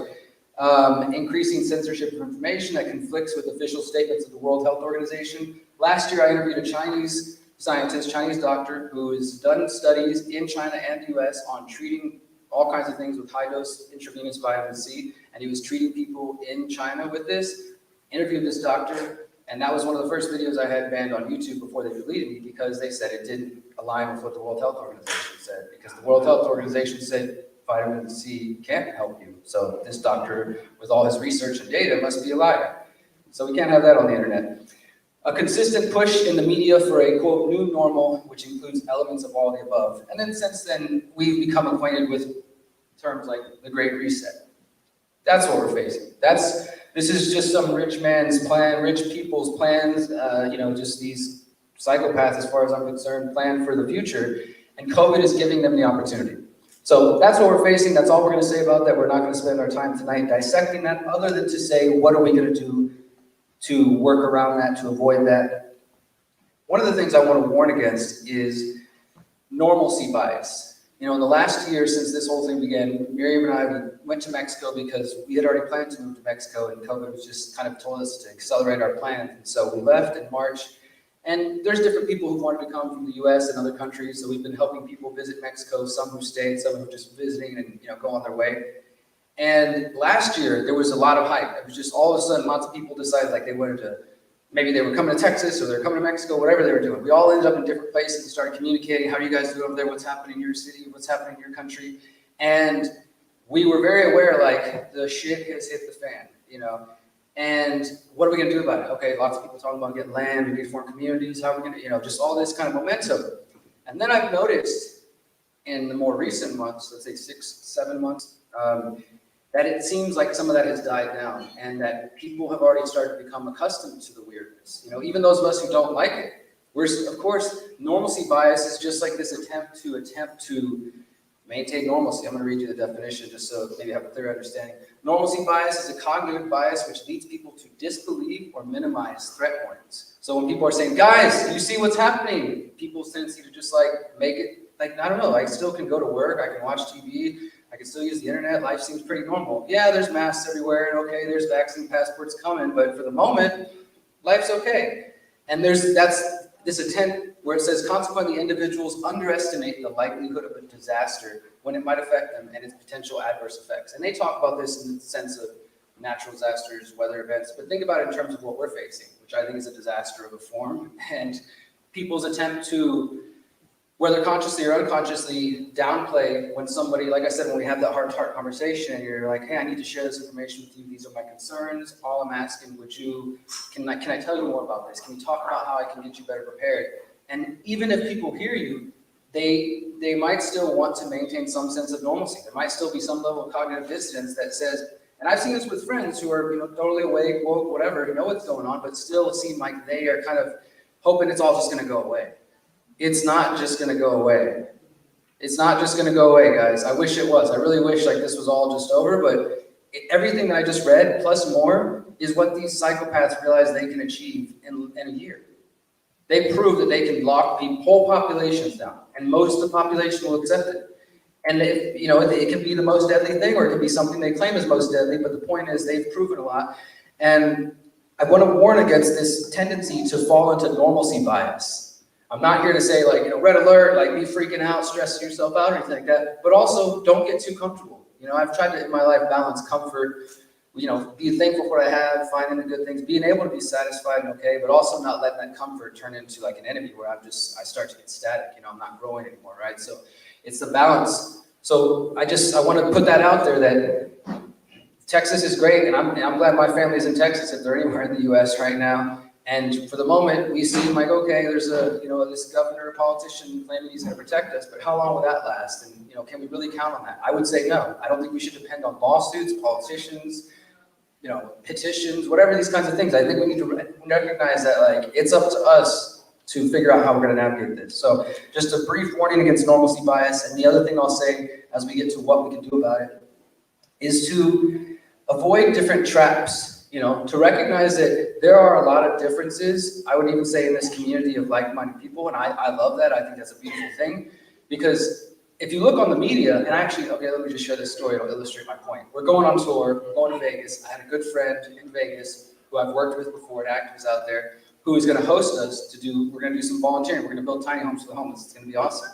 But he had some hesitation, and he wanted to reach out because we're not 100% on the same page about everything. Do we agree that we want to support the homeless and build tiny homes and, we agree on other issues? Yeah, but I think he might be a person that chooses to wear a mask. I don't know if he's vaccinated. It's not my business, so I didn't ask, But his concern was, is your tour some kind of like right-wing Trump QAnon thing? And he's like, I know you, but man, like, it's just because I went to one of these rallies and the only people there, they're just, and again, he's a good guy, but I was trying to tell him, I was like, man, honestly, there's just so much propaganda. Like, I've met a lot of people and some of them, maybe they call themselves right-wing or conservative, but there's a lot of people who don't identify that way. I've met people who are like, I was an Obama Democrat and I had to get the hell out of California because it's crazy now. And even they're like coming to whatever this side is, you know what I mean? But that's the person that's getting labeled right-wing. So I want to just like also warn against not letting ourselves be divided by these different things, because that's what they're trying to do to us right now. According to the media, every one of you are right-wing, QAnon, Trump supporting America, and you don't understand science. I mean, all these generalizations. I don't know what's wrong with you people, but I'm with you. So my point is that there's these labels are just meant to divide us, though, right? So the reason I don't like that, I've spoken at a couple of these lockdown protests in Houston over the last year, and I will say for the vast majority of them were people who, like, there was some Trump flags, there was some like blue line flags and stuff, and that's not my jam, but hey, I went up there and spoke, and I told them the same thing, saying, hey, you know what, we need to not fall into the traps. Like, hey, I'm not here to support Trump or Biden. Let's get past that. Let's work together, right? But sometimes we get in these traps, like, I can't work with them. They don't look like me or sound like me or come from the same neighborhood or have the same color shirt or whatever the heck it is, It's stupid, primitive, tribal thing that they want us to fall into. So I just want to warn against that as well, because as we progress through this, the predator class is going to do everything they can to divide us against each other. Vaccinated versus unvaccinated, Trump supporter versus Biden, just whatever way they can think of. That's just the game, and it's tried and true, and it works as we see. And we're, I think, in a kind of immediate danger of allowing ourselves to be divided. So I just want to warn against that trap as well. Don't let yourself fall into defeatism, of thinking that there's no hope. Don't let yourself be tricked into dividing against each other and stopping ourselves before we even get started. And also don't be paralyzed by normalcy bias and thinking that this is all just going to go away, right? Because the technocracy will swallow us whole if we stand by and do nothing. And what we do is up to each of us, but I have some ideas and I've shared them through my work, and I know John was just sharing some different ideas and things. We're now moving to the section of what we can do about it. I wrote a book at the end of 2019, and it is available to download for free on my website. There's also copies out there, but if you don't want to buy it, you can download it at consciousresistance.com/how-to. And I wrote it at the end of 2019, and I published it January 31st, 2020. A couple of weeks later, I heard the word COVID, and all of a sudden, this book has been my best-selling book because it's so relevant. It's like, okay, I need to do an updated version and just add the word vaccine passports in there, and it's totally caught up, because the message is the same. This is coming, and I don't have a crystal ball. I've, like other people, been paying attention, have my eyes open, my brain open, and as a journalist, have specifically followed digital surveillance technology and could see what's coming up. Could have seen the warnings from smarter people than myself, both digital scientists, digital activists, and privacy organizations warning about the rise of facial recognition technology. Do you know there's only 3 laws in the entire United States that, I'm not a government regulator guy in any way, like I don't want the state to be doing things, but things like facial recognition and the rise of AI pose real threats to the future of our liberties in the ways that they're just sort of advancing. And it's this kind of legal gray area where there's no rules on what companies can do with this information. So there's a company called Clearview AI. Anybody heard of them? If not, you should get familiar with them because they probably have all of our what are called face prints. They have the largest private collection of face prints from around the world that they basically developed an AI program that went through all of our social media and just took as many faces and face prints and kind of identified information as they could. And they have, I think they say like 3 billion faces in it. And this private company then sells that to cops or to governments, like, hey, you want access to our huge database of face prints? And there's, as far as the law is concerned, nothing illegal about them doing that. You take that information. Now, in the kind of most basic ways, that means somebody's going to use your face to maybe study you and try to send some ads your way to get you to buy something based on your search history and your face, whatever. But in the more nefarious versions, and in the world we're going to, where we're being told that if you don't take this shot or this treatment or whatever it is in the future, then you can't go anywhere. And when you bring into the equation what they're calling a vaccine passport, which is really just the first major step to a complete biometric digital ID that will have all of your records on it and will be attached to a social credit score in the near future that will determine if you can enter a certain building, if you can travel, if you can go to work. This is already happening in China. And this is what I was warning about in my book, How to Opt Out of the Technocratic State, that look guys, the signs are already here. And in that book, when I was writing at the end of 2019, I was saying like, I don't really have much hope in the way of stopping that. Like, I don't know that we can. I mean, that's the thing about technology. It's a beautiful tool, right? It's a double-edged sword. We can stream through the internet right now, but we can also, monitor people and track their whole lives. I mean, it's out there. So unless we're all just going to destroy all the computers, I don't see how it's going to go away. So then my mind goes to, so then how do I continue to thrive and survive as a free person within that world, right? If I'm not going to go become a terrorist and take down all the computers to try to stop the technocracy, that's not my path, and I hope nobody would take that path. Instead, what can I build? How can I, as John said in the book, I talk about this idea of exiting and building. What I specifically say is that there's 3 strategies that I think we can take. And that is exit and build. And John has kind of reversed it, saying build and exit. I think they're both work in different situations. The idea being that exit maybe from, like, you get sick of knowing that Facebook's tracking you. So you exit from that system. You swear off Facebook. You're using an alternative social media that's respecting your privacy. That's like one simple step, right? Starting to exit from these unsustainable, immoral, violent systems and building better ones, or supporting those who are building them. So that was one option that I wrote in the book. Like, if we're facing technocracy, I go through the history of technocracy and how it's going to look if it does come in. And here's our options: exit and build. The other one I called hold down the fort, and that's what some of you are doing, right? And I think they both kind of maybe play off each other. And maybe you hold down the fort for a while, but you're also exiting from the systems. And then you realize, like, you know what? This place is lost. I need to go build elsewhere if it comes down to it, right? I know we're all tied to the places we come from, the United States, Austin, whatever, Texas.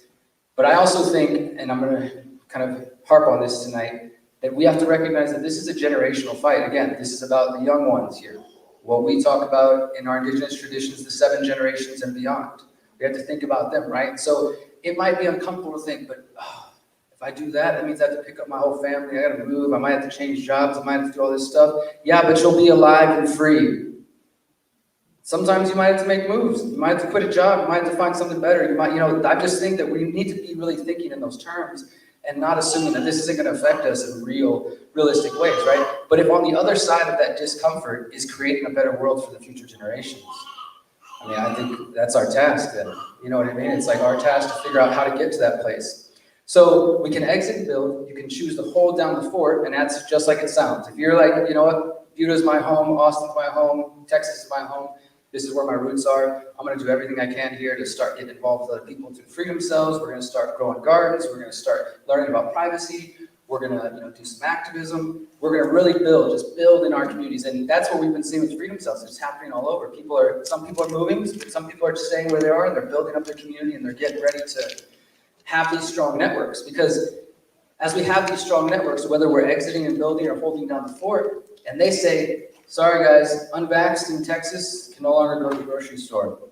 New rule, right? Starts tomorrow at noon. What's your plan? You got a text message right now that said tomorrow at noon, you can no longer go to the grocery store if you're unvaccinated. Do you have a relationship with farmers markets? Do you have a relationship with farmers? Are you growing any food yourself? Part of CSAs?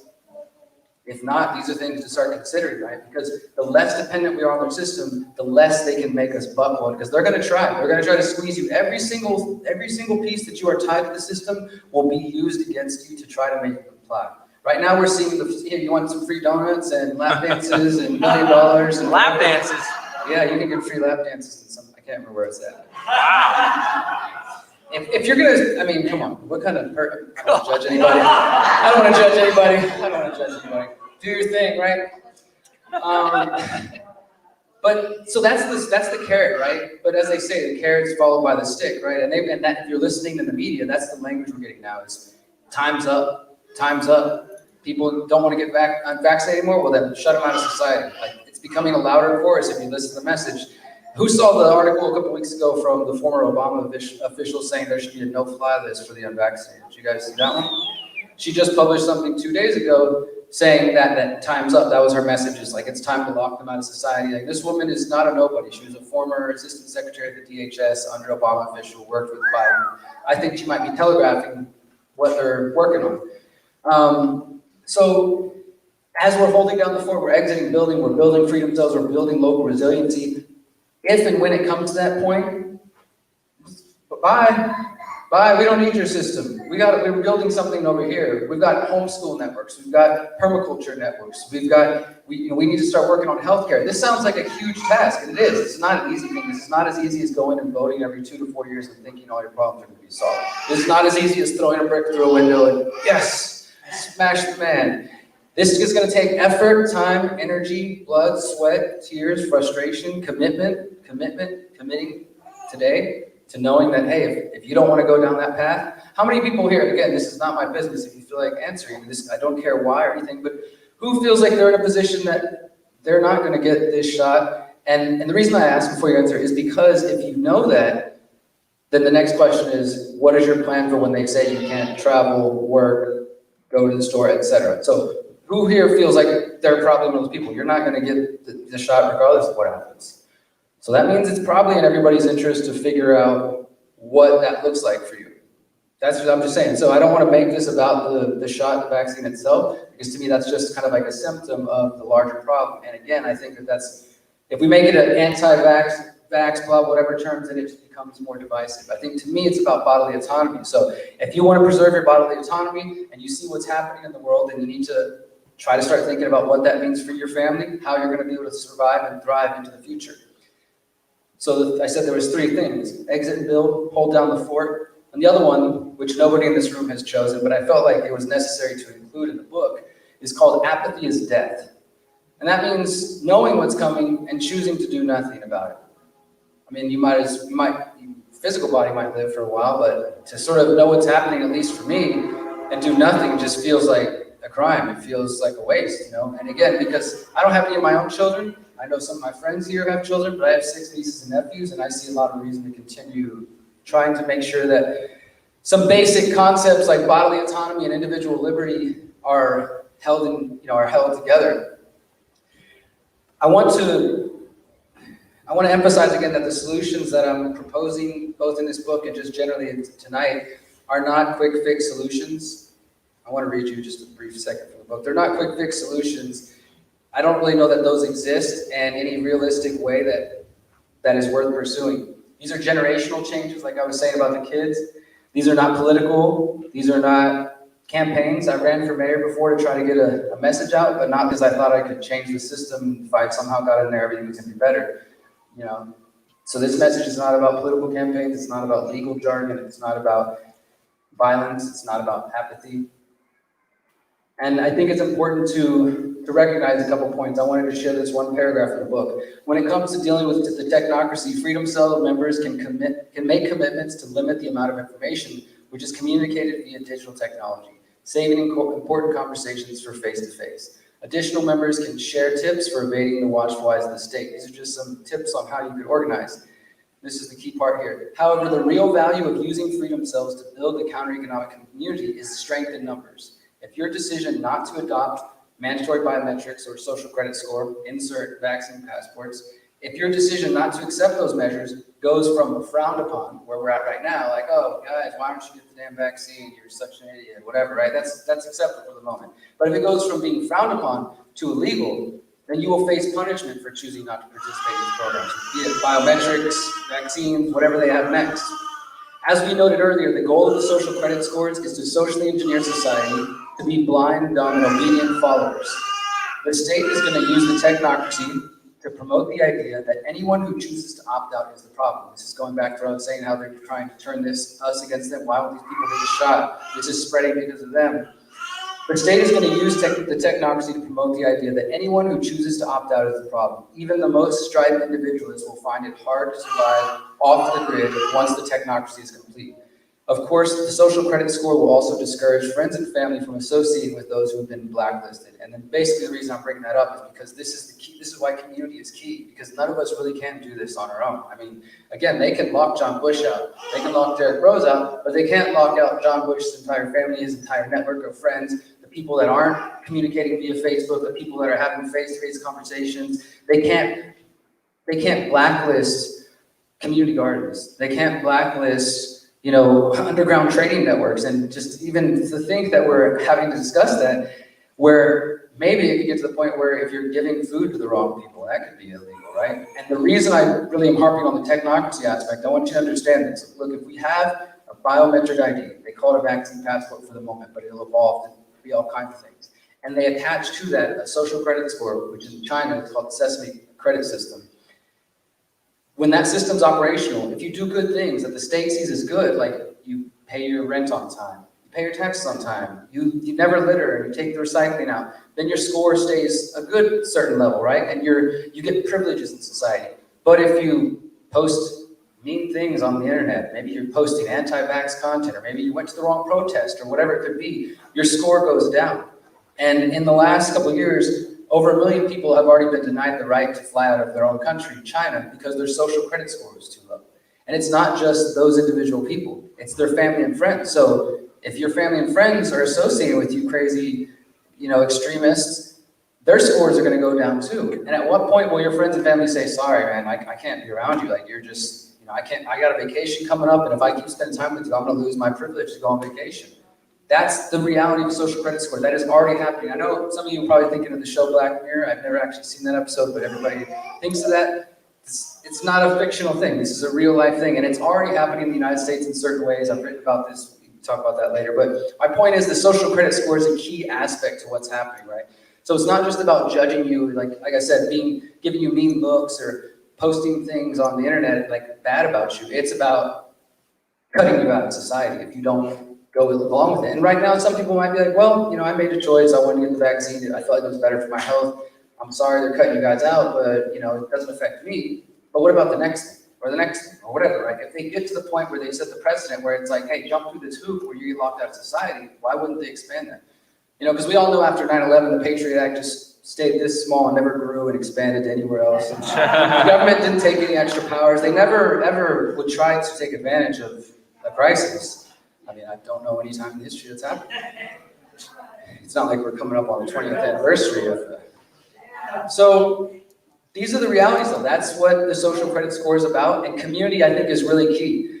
The other thing, so I mentioned exit and build, hold down the fort, and apathy is death. One other aspect I want to mention that's from the book is what I just call the freedom formula, and it's really simple. It's just illustrative of, I think, what we can do. On one part of the equation, the first part, which is the most important part, you understand what are your goals, right? Like, let's just pause for a moment and think, when I say the word freedom, what does that mean to you? Just give yourself 30 seconds. What comes to mind? Feel free to shout out loud. Autonomy. Choice.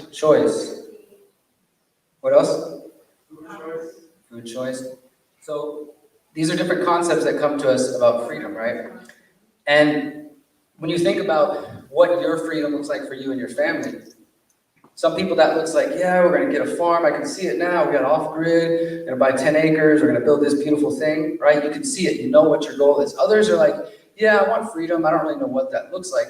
You need to know what that looks like. You need to know what your goal is, you need to know where you're aiming, because you're not gonna get there if you don't have a goal, if you don't have a destination, right? So part of the freedom formula is understanding what does freedom look like to you, right? So now that you've defined that, you understand, hey, this is my vision of freedom. It means being able to be healthy, being able to have community, whatever, right? You've got that in your mind. So you take that plus what you're willing to do to get that freedom, right? So here's my vision, and then here's the reality. I have this vision of I want to live off grid, I want to start a permaculture community, and I'm going to just grow my own food. It's going to be so epic. I'm never going to have to pay taxes again, live with all these awesome people. And here's reality. You haven't taken any steps to even, research permaculture, watch some free videos online or anything, but you kind of have this vision, right? So when you take that, your vision plus your actual reality, you get your realistic experience of freedom. You know what I mean? So if you have a vision and you add that to what you're willing to do, for me, it's anything. It's every day of my life is committed to this. Like, I kind of don't know, I'm sort of addicted to it at this point. John knows what I'm talking about. Dependent, not addicted. Yeah, dependent. Got a dependence on freedom. But, I mean, it truly drives me, right? So my point is that when I'm committed, it's like, hey, I was telling Miriam, I think we should do a tour. I think we can do a tour. Okay, I'm gonna figure it out. Give me a couple days. And then here we are, and we're going to 28 cities somehow. Because to me, it's about putting that goal before anything else, right? I'm just like, I don't know how we're gonna take care of the financial situation yet. We gotta figure out how we can do this. Does anybody want us to come? Whatever, I'm gonna put all those questions aside and just say, guys, I'm going on tour. If you wanna be involved, reach out to me. And lots of amazing people from around the country reached out to help make this happen. It definitely is not just a myself or Miriam thing. My point is that like when you know what your goal is and you're willing to do anything to attain that, and you think of the 7 generations and the children and beyond, you're like, I'm not just gonna give up, then your experience of freedom will reflect your goal. But if you're unwilling to make some maybe lifestyle changes, to do some uncomfortable things, to learn a new skill set, to make new friends, whatever it may be. Miriam was talking about this earlier, sort of just the different ways we hold us back and maybe afraid to speak to people or speak publicly. I mean, guys, we've all got our doubts, fears, and insecurities, but it's time for us to say, hey, I'm here for you. I'm an insecure person. I've dealt with that my whole life, and I know that you guys support me, and I support you. We need to support each other to make it through this, because it's time for us to really step up and be our best selves, because we got some shit to do. Does anybody else feel like they got some work to do? Yeah. So this brings it to Freedom Cells. I'm going to start to wrap up in a few minutes. Freedom Cells, the community aspect, man, what I'm seeing, and I know John and Ramiro are seeing it too, we're starting to get this specialization where there's parenting freedom cells, and there's health freedom cells, and there's freedom cells popping up in countries that I hope to get to visit. I mean, it's just so humbling to get a message from somebody from a place that I'm like, especially in COVID 1984 times, I don't know if I'll ever get to visit. And they're over there though saying, hey, thanks for the work you and John and Ramiro have done. I used the website, I met these people, we're doing these great things, we're homeschooling our kids now, or we took all our money out of the banks. People making, these are the changes I'm talking about. They probably were scared. I met a couple last week. They wanted to take me and Miriam out to lunch. They came to Morelia in Mexico, where we were at. It's a Korean-American family. This dude named Michael, he sees what's coming, and he decided to do the difficult thing and say, I'm picking up my 3 kids, my wife, and we're gonna travel and figure out where we want to be next and where it's gonna be a better place for us. And that's a big change. The kids were clearly kind of still adjusting to the circumstances and stuff, but in my mind, he was telling me like, man, you're so brave, thank you for your work. And I was telling him, dude, you are brave. You just brought your whole family to a new country because you love them that much. And you think this is what's better for them. And they might not like it right now. They might be like, Dad, who is this crazy guy you want us to go out to lunch with? Or, they don't get it at the moment, but I think that in the long term, they'll understand, right? And it may be the best move for him, it may not be. But the point is, he was willing to make a change, right? And I think that's the point we need to get. We need to get past our fears, our doubts, and insecurities, and being willing to make big changes. And there's a lot of people using Freedom Cells to do that. So we've got the Freedom Cells website. It's not a perfect website. We're constantly working on it. We've gotten to this point because of Ramiro's help and others, and we're going to keep improving. But whether you're using the Freedom Cells website or all the different Freedom Cells that have popped up on Telegram or any other site, the point is we need to localize, we need to continue to decentralize and to connect to each other. That's what I was saying. If you came here and you're new and maybe you haven't been involved in anything, or maybe you've got your own causes, like when I'm done, when I'm through and I'll shut up, maybe those of you who've got projects, come up here and share them with each other and see how you can collaborate together. How can you support each other? Because you guys are obviously the ones that care. I'm sure there's others that couldn't make it tonight or just aren't here for whatever reasons, but you're the ones that have to be the leaders in this community. We're here for tonight, and then we're going to go to Dallas, we're going to go on. But, we need people like John, Becca, Echo, like so many of you to step up, and some of you already are in so many great ways. I'm just humbled by all the work you guys have done. But we need each other more than ever, guys. And I'm really just speaking from my heart and saying that, I think shit's going to get rough, and I think we only have each other. I think it's going to be key to what we're facing right now. We're already in a place where, people are getting fake PCR tests or fake CDC cards to travel or to do things. We can debate whether or not, hey, you're not helping by using fake documents. I've heard that argument. It's not for me to judge, but I know that there's some people who realistically have been locked down. They haven't been able to see their families in over a year, and getting a fake PCR test, maybe it's not the best strategic thing in the long run, but it helps them go see their family for the first time in a year. And I don't see, that's just what we're dealing with. That's the world we're in right now. And so, no, I cannot get you one. No, just ahead of time. But I can direct you to the place that can help you out. Theoretically, hypothetically. Just a rumor I heard. But we're at that point now where that's happening. Like people are reaching out saying, hey man, I want to come see my family. Like, I haven't seen them in a year. I'm trying to get out of Canada. Things are getting crazy. Do you think you could have anything that can help me get across the border? Or like things that are way beyond my means at the moment. And it's heartbreaking to just hear these stories, to hear these realities. I mean, I've met lots of people in Mexico and people who just felt like Mexico was a place for them to come to, because if people are trying to escape Europe, even if they don't stay in Mexico, Mexico is one of, like, I think a handful of countries that doesn't require a PCR test or anything or quarantines to come in. So some people are just like, I got to get the heck out of Belgium or Italy. And then they come to Mexico to kind of, okay, what's next? To figure their feet out, right? So it's just so crazy to me that that's the reality though. But the key is, the reason I believe in the opting out strategy, and I haven't even said this word, but it really comes out of agorism and counter economics. And those of you who picked up my books are going to download them, you'll learn all about that. But it's basically what we're talking about. It's opting out of the systems that don't align with our values and building something better. All of you are becoming anarchists, agorists, just because the state is getting more oppressive and you're realizing, you know what? They're just going to keep coming. There's no laws that are stopping them. There's no judges' rulings or politicians' words that are going to stop them. And that doesn't mean we have to become violent people, because I think we are in the right, we're in the light, and we're definitely like, I think the Creator's on our side. That's all I know. And and we have an opportunity here, and they would like for us to push back in these different ways. They would like us to demonize us. People are getting arrested for, realistically getting arrested for helping people with PCR tests and CDC cards and stuff like that. They're starting to make arrests and threaten and say how dangerous it is. And I think it's something we need to be careful with. But my point was that it's a counter-economic act. Just by necessity, people are saying, well, I still need to shop. I still need to go do these things. Okay, technically this might be illegal, but I need to do that. So I'm going to go, make an exchange with somebody and get a PCR test that says I got tested, so I can go see my dying grandmother or something like that. These are, again, realistic things. I know friends, you probably know people who didn't get to see their loved ones because it required quarantine or all kinds of measures that they didn't want to have to face. And, they missed out on loved ones, moments and things of that sort. People are being pushed, I think, rightfully into the hands of these solutions. If you start to recognize that the system that is the dominant system literally is trying to stomp you out, literally trying to segregate you and push you out, then the only solution, that you're either going to lie down and take it, or we're going to get out of their way and build something better, right? That's been the solution that John and I have been promoting for years. It's not one of violence or politics or trying to change it from within. It's saying, like, look, fine, you have your game.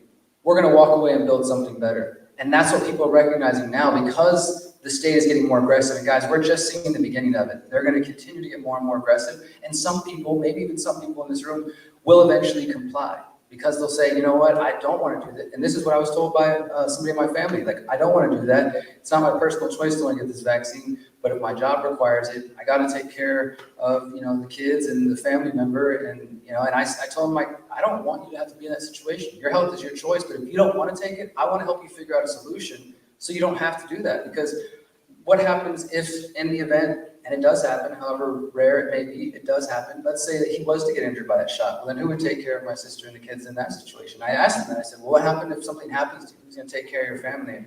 And to my sister, well, they're going to pretty soon say that the kids can't be in school without the vaccines. And, have you thought about homeschooling? And just trying to get them to think about these terms. My point here is that we have to, and I know I'm just repeating myself at this point, but I want it to be just the seed that is planted tonight, is that we have to take practical steps and really think about these different areas of our life. Whether you got kids, grandkids, single, whatever, you as a couple, just think about these things in terms of what you're willing to put up with and what you're willing to do to work around these things. For me, I don't care if the government says something's illegal if I know it's right. It's just not something that is calculated in my mind. I just learned that, the law, it doesn't mean I'm going to go out and kill anybody, of course, or hurt anybody, because that's immoral, it's wrong. I don't need the government to tell me that's wrong. But if they tell me it's illegal for me to help facilitate an exchange that allows somebody to go visit a grandparent that they haven't seen in over a year because of these lockdowns, I don't see any harm in that. And I refuse to accept that there's something illegal or wrong about that, right? I think we're going to have to recognize that you might have to make so-called illegal decisions to stay free. Because when the state outlaws freedom, all of us who care about that, you're an outlaw now, you're an illegal, you're an extremist, right? So I want you to just think about that aspect. And the final thing I'll say on counter economics and agorism, I feel like people are becoming more familiar with this idea of parallel structures. We have to sometimes call it dual power. That's all we're doing, right? It's, this system's still here. Some of you might be more tied to that system than I am, or we're all at different levels, but we're trying to exit from that and build something new, right? So as that system is still there, some of you will still make use of it for some points as we're trying to figure out, hey, do we have new currencies? Or do we have new healthcare systems? How are we going to take care of ourselves? All this stuff that we are working on, so many people around the world are building. As you're exiting from the system, we're laying the foundation for something new. So it's a parallel structure, right? We're not talking about we need to demolish, like John said, go storm the Capitol or do those kind of things, tear it down. Let them be there. They're going to expose themselves anyways. I mean, the Freedom Cell Network went from 3,000 people to 25,000 in the last year because people saw the game and saw what's up. And people will continue to see the game. Every time they push a little bit harder, the people who are indoctrinated, they're going to keep slopping it up. But those who are kind of like on the fence and in the middle are just like, whoa, okay, now they took it to a new level. This is a little crazy. And then they come and say, hey, I used to think you guys were crazy. Can I join now? Like, you know, have you ever had that experience? I've had that a lot in the last year. It's like, man, I don't think you were as nuts as you used to seem.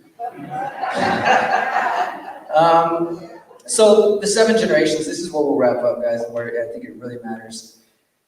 We're not here for ourselves. We're here for those who are coming after us. And I mean, that's what I live for, at least. I know that I'm here to do something powerful and good, and I know that the creators just continue to open up doors for me, and I think that we're all here for a reason. I think we're all here in this moment for a reason. That might sound cheesy, cliche, whatever. It's just what I know, and I know that I'm supposed to travel the country and talk to all of you guys and learn from you and share the ideas that I can and inspire each other and activate each other so that we can do something amazing, guys.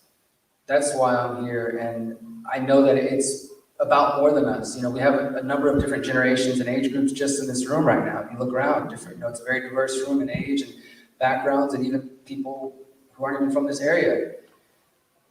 But despite our differences, I do think that this is our task, is to take it on and to make a commitment to stand by our principles. And I'm not going to sit here and focus on the vaccine or anything else, but whatever principles that you hold in this moment that you find that are dear to you, like, I don't want to use violence against people. I want to work with the earth, and I want to work with other people in community. I want to continue to grow and always be an evolving person. I don't ever want to be static. I want to build for the 7 generations and beyond. Those are 4 important things to me, right? And there is nothing that these crazy fucking people, excuse my language, little ones, can do to make me stray from those principles. There's nothing they can offer me. $1 million, a donut, lap dance, donuts, lap dance, and money all at the same time. I'm still going to say no. And that is a powerful place to be when they can't offer you anything, and nothing that they offer is going to make us budge. That means we're winning. But if you're in a place where, as with my family members, like, yeah, I hear you, I see what's happening, but I don't know what else to do. I need to make X amount of dollars to feed my family every month, and this job is doing it. And if I say no, then I don't know what that looks like. It's scary, it's uncomfortable, right? That's what I was talking about earlier. But I really do think that if these principles and different things are important to you, whatever principles are coming to mind, whatever principles you reflect on, things you try to live by, if those mean something to you, make a commitment right now. I'm not asking you to get out and sign a piece of paper, but just to yourself, between the creator, you, whatever. If you are committed to certain principles and you see the world increasingly not aligning with those principles, do not budge. Do not give in. Do not allow them to coerce you through soft methods with the carrot and offering you different things, or with more forceful methods, because that is what they want. They want us to be dependent on the system so that we beg, please let us back in. Yes, I'll take the vaccine. I'll do whatever it takes. Please, I don't want to be cut out of society anymore.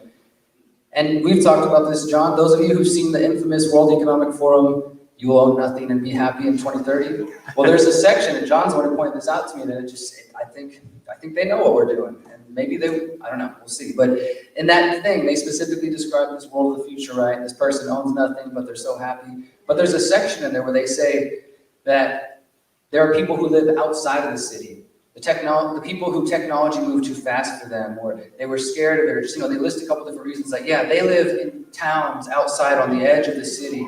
Yeah. And it's like, yeah, and we're gonna be thriving permaculture farms and homeschooling the next beautiful generation. Like we're not gonna be living some Mad Max style, like, starvation shit.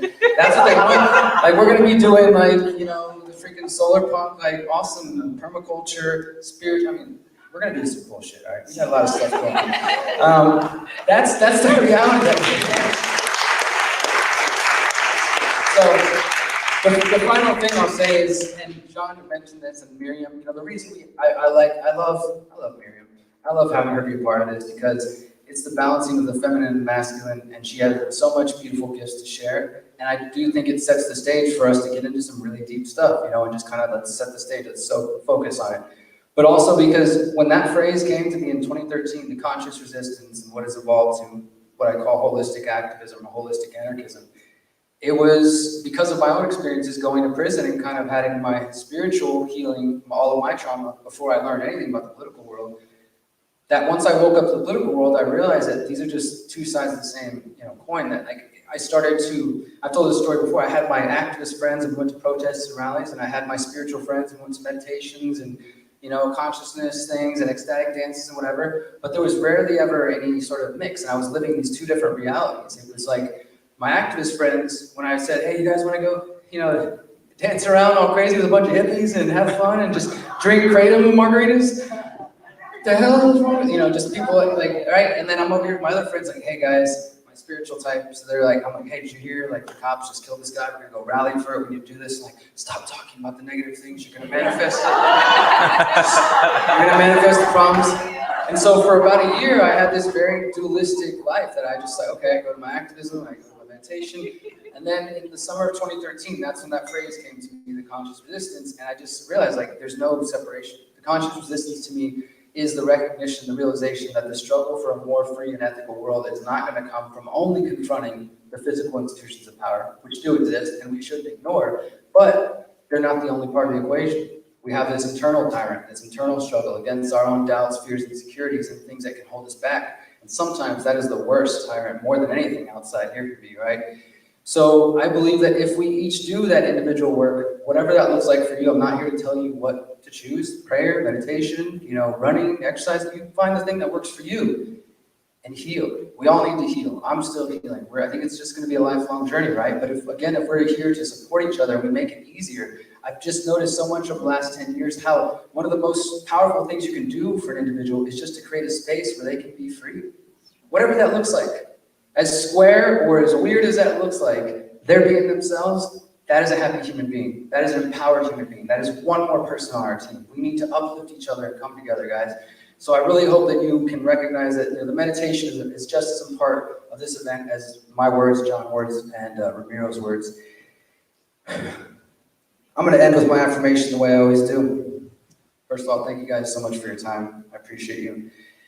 And I'm glad to be starting here in Austin, and I look forward to coming back and spending time with you guys. Thanks to everybody who was out in the streets earlier holding the signs down, and everybody who made the signs, and just all the amazing work you guys have done. I've been doing this affirmation for nearly a decade now, and it came out of my experiences in prison. It was one of the things that kind of helped keep me strong, keep me going, along with tattooing on my wrist, do not give up. That's what it says right there. I look at it every day. And it's just something to affirm. So if this message, if these words connect with you, then feel free to repeat them after me. I am powerful. I'm powerful. Oh, we could do a lot better than that. I am powerful. I'm powerful. I am beautiful. I'm beautiful. And I am free. I'm free. Thank you guys so much. Woo!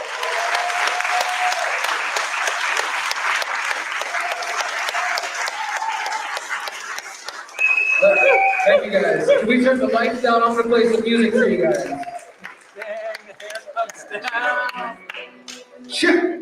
Let's turn it up a little bit. Thank you guys for being here. I perform under the name 33, and it's all conscious hip-hop truth. You might enjoy it. There you go.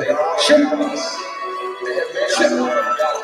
I woke up this morning feeling I had something to say. I got doubts on my mind. It's time to let them fly away. It's time to unlearn poison and heal broken hearts.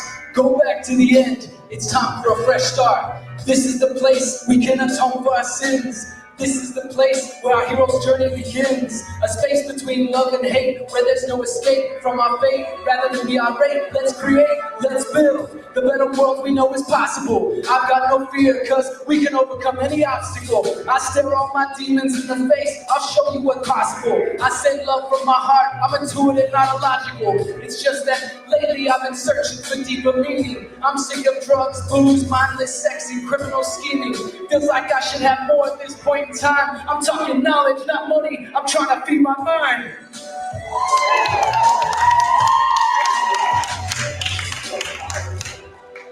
These are the words of native activist John Trudell. I hope you hear these words from my heart, from my mind to your ears. We only got one life, so let's do something with it.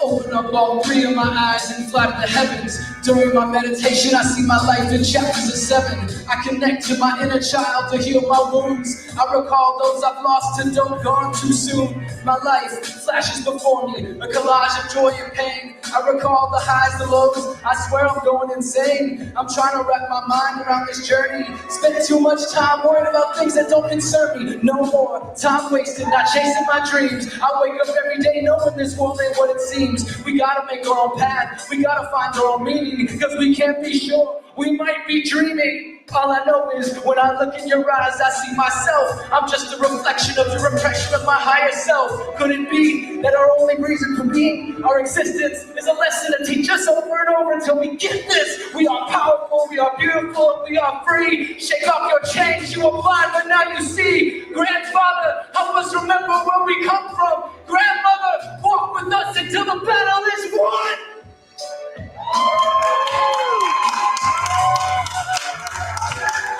Check 1, 2. Thank you guys. Woo!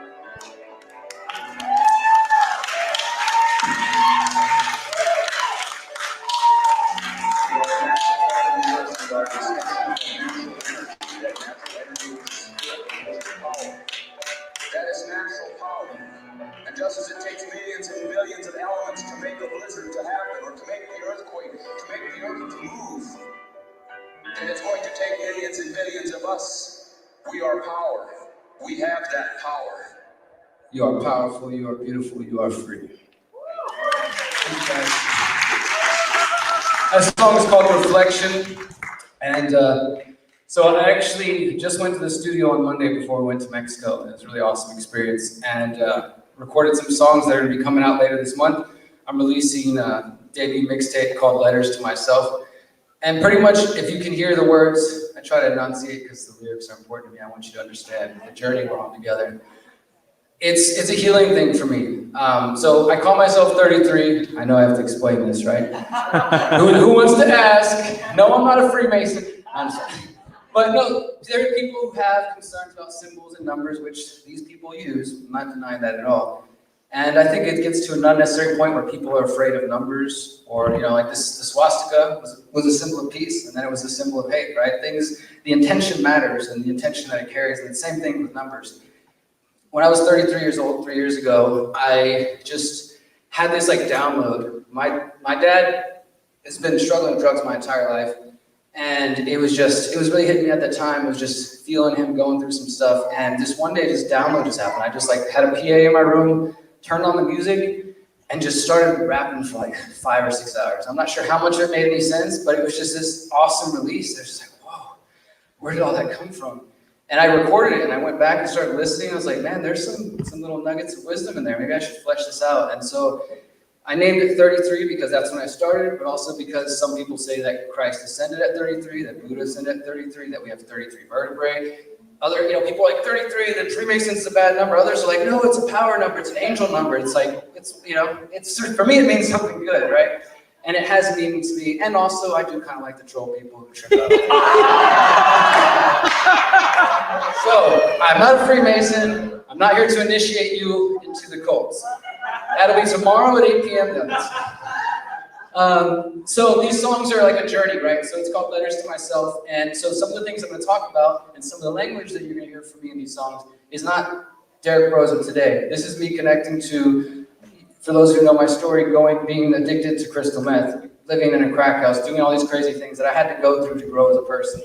And this has kind of been like a healing way for me to connect to that place and to remember that, wow, there were some really crazy fun nights, but the whole time I was like, what the hell am I doing?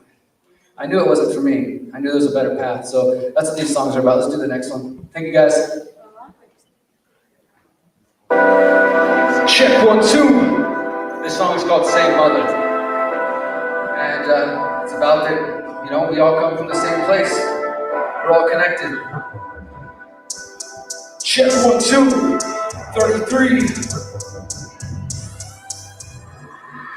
I'm the new hip-hop king waiting to be crowned. Another election passes and you're still voting on clowns. You think you made a difference, but you're a fake resistance. Keep voting for evil and you might get 6-6. How many times must we play this game? They're washing our brains, they're watching us kill ourselves, we're under siege. And I don't mean to offend, but if you hate free speech, you can get fucked. You can get fucked with the rest of the mob and all those who treat politicians like gods. You need to wake up, join the fight against evil. And I don't mean Trump or the average people. I'm talking about the hidden hand, the deep state, the ones you don't see who are robbing from your plate. The banksters, gangsters, murderers, and mobsters were being ruled by psychopathic monsters.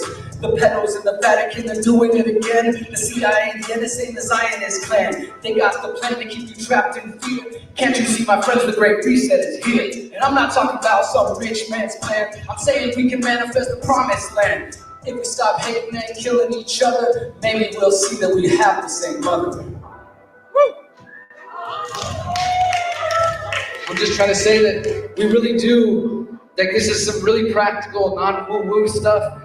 You can change the world, you can make things happen with your mind. That's all I've been doing for 10 years. So let's make the world better. I should slow down before I scare you away.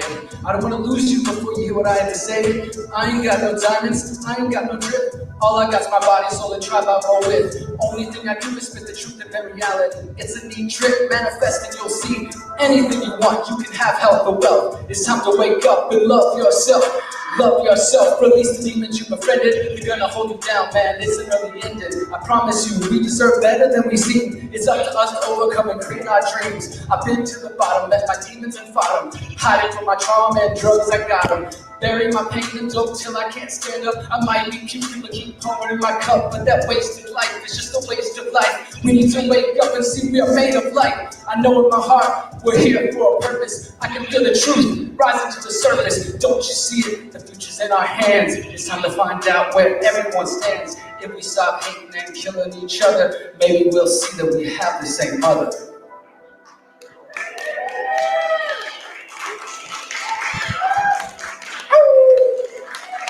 Thank you guys. Thank you for giving me the chance I said earlier about how great it is to be in a space where you can just be yourself. Music's always been integral to my life well before activism, and I got consumed by activism for a long time and put away music. And the last couple of years I've realized how important it is to my soul to be able to express myself in this way. And I'm used to playing like a band and screaming and being all crazy, and that's fun too. But this is like, it's just me. There's nobody else up here. It's just me, and I get to share this with you guys. It means a lot. So thank you. All right, let's. So like I said, the EP is called Letters to Myself. It's gonna be coming out by the end of this month, and yeah, it'll be out there for free. You can download it, whatever. Check it out. This next song, I believe, is called Another Cage, and yeah, the lyrics tell the story, but it's about, you know, I went to prison and I had this crazy experience. And then I got out, and then I woke up, and I realized, like, so many people are actually in prisons out here. You know, I got out of one cage just to get back into another one. So that's what this song's about. All right, let's do this. It's called Another Cage.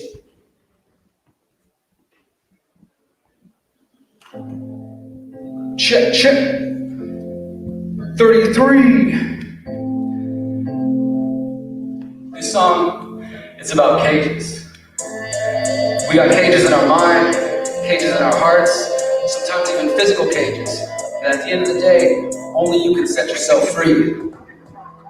Well, I got a story that I need to tell. It's about rock bottom and living in hell. I'm losing my mind, but I'm finding myself. So many sleepless nights, man, I ain't living well. I'm trying to find my balance, I'm trying to find my center, but I keep on living the life of a sinner. I like pushing limits, so I'm searching for the edge, but if I keep doing dope, man, I'm gonna end up dead. I'm heading down the same path as my father, I'm not having fun, I don't know why I bother. The apple don't rot too far from the tree, does that mean he's what I'm destined to be? I tried drug dealing, but that ain't where it's at. Now I'm locked in a cage, doing time behind bars. I got better things to do, man, I'm aiming for the stars. Yeah, it's just another day, just another cage. Yeah, it's just another day, and just another cage. Now I'm free from the prison and my journey begins. As I start a new life, the old one ends. So this is what it feels like to be alive. This might be the first time that I'm whole inside. But now I see my people, they're living as slaves. They hide from the truth, they don't see the cage. And I walked out the prison walls, cause my battle's been won. But I didn't get out of cage, just to go back to one. Sometimes a prison is a place in your mind. If you look deep enough, you just might find the doubts and the fears that are holding you back. Watch out for the darkness, I promise it's a trap. Maybe it's time we face the opposition. Let's take a look at society's division. It's time to recognize our place in our position, cause there's plenty of blame from where I'm sitting. Yeah, it's just another day, and just another cage. Come on, say it with me. Yeah, it's just another day, and just another cage. I know it's a cliche, you probably heard it before, but we are the ones we've been waiting for.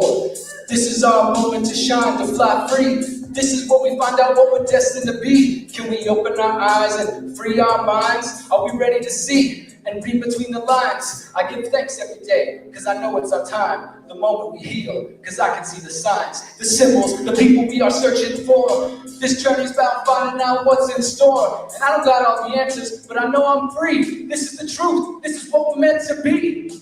The only thing holding us back is our shadow. Escape the dark, find the light, you will grow. The truth is this, we were meant to survive. We ain't meant for cages, we are meant to thrive.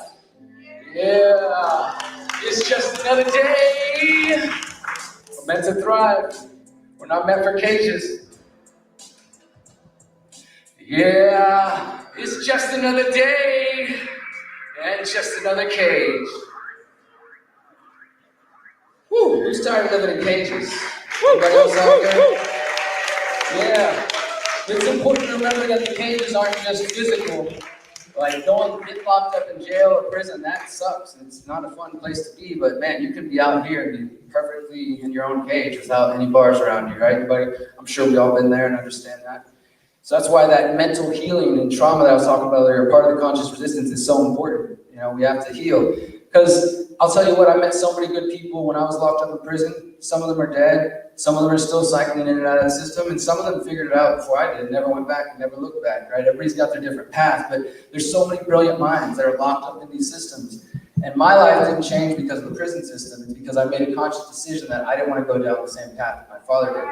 I told you guys that I started rapping when I was 33. And that summer, 3 years ago, my father died of a drug overdose. And you know, that was definitely a big part of this, like making this music and stuff. And so when I say in the words, you know, the apple don't rot too far from the tree, does that mean he's what I'm destined to be? I'm trying to be a better man. I tried drug dealing, but that ain't where it's at. I grew up in a home where I was visiting my father at 5 years old in prison, where drugs and alcohol was just all over both sides of my family. And I realized, like, that's not where I want to go. I want to do something different. So this last song is my newest one.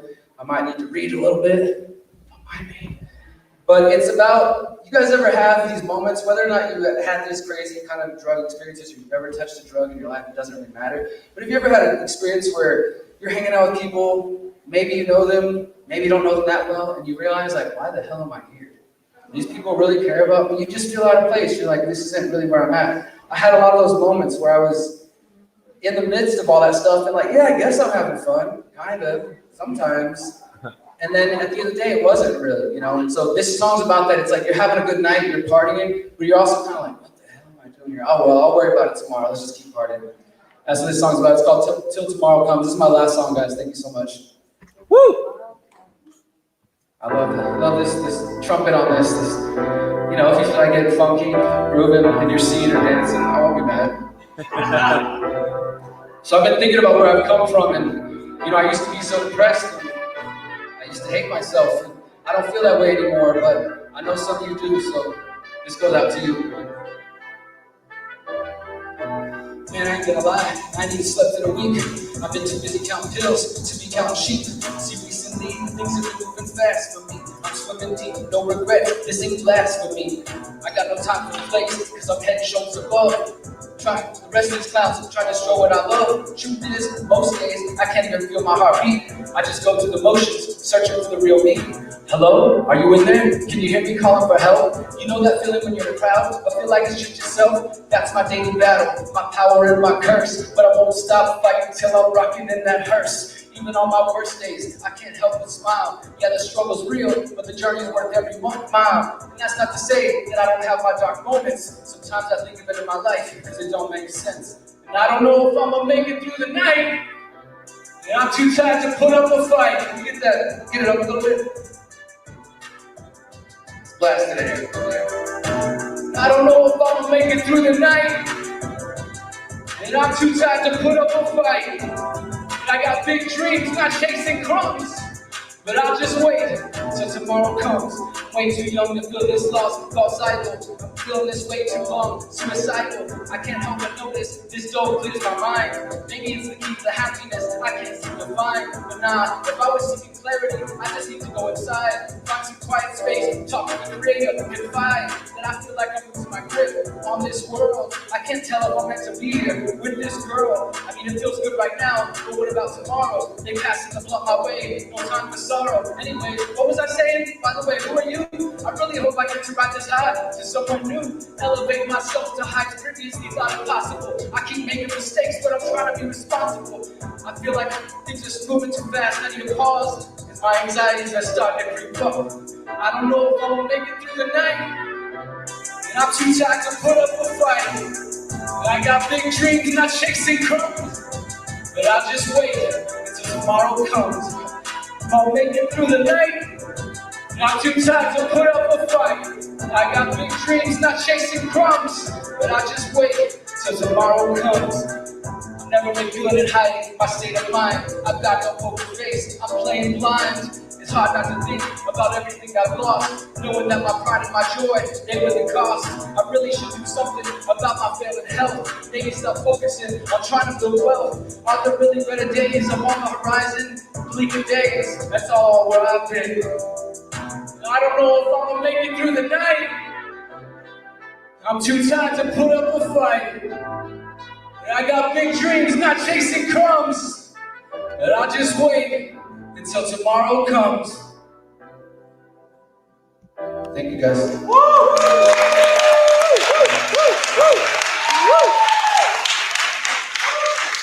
I've got music on SoundCloud at the moment. SoundCloud.com/33 is here if you want to check out some of the stuff I've released. And thank you so much for being here, guys. Much love.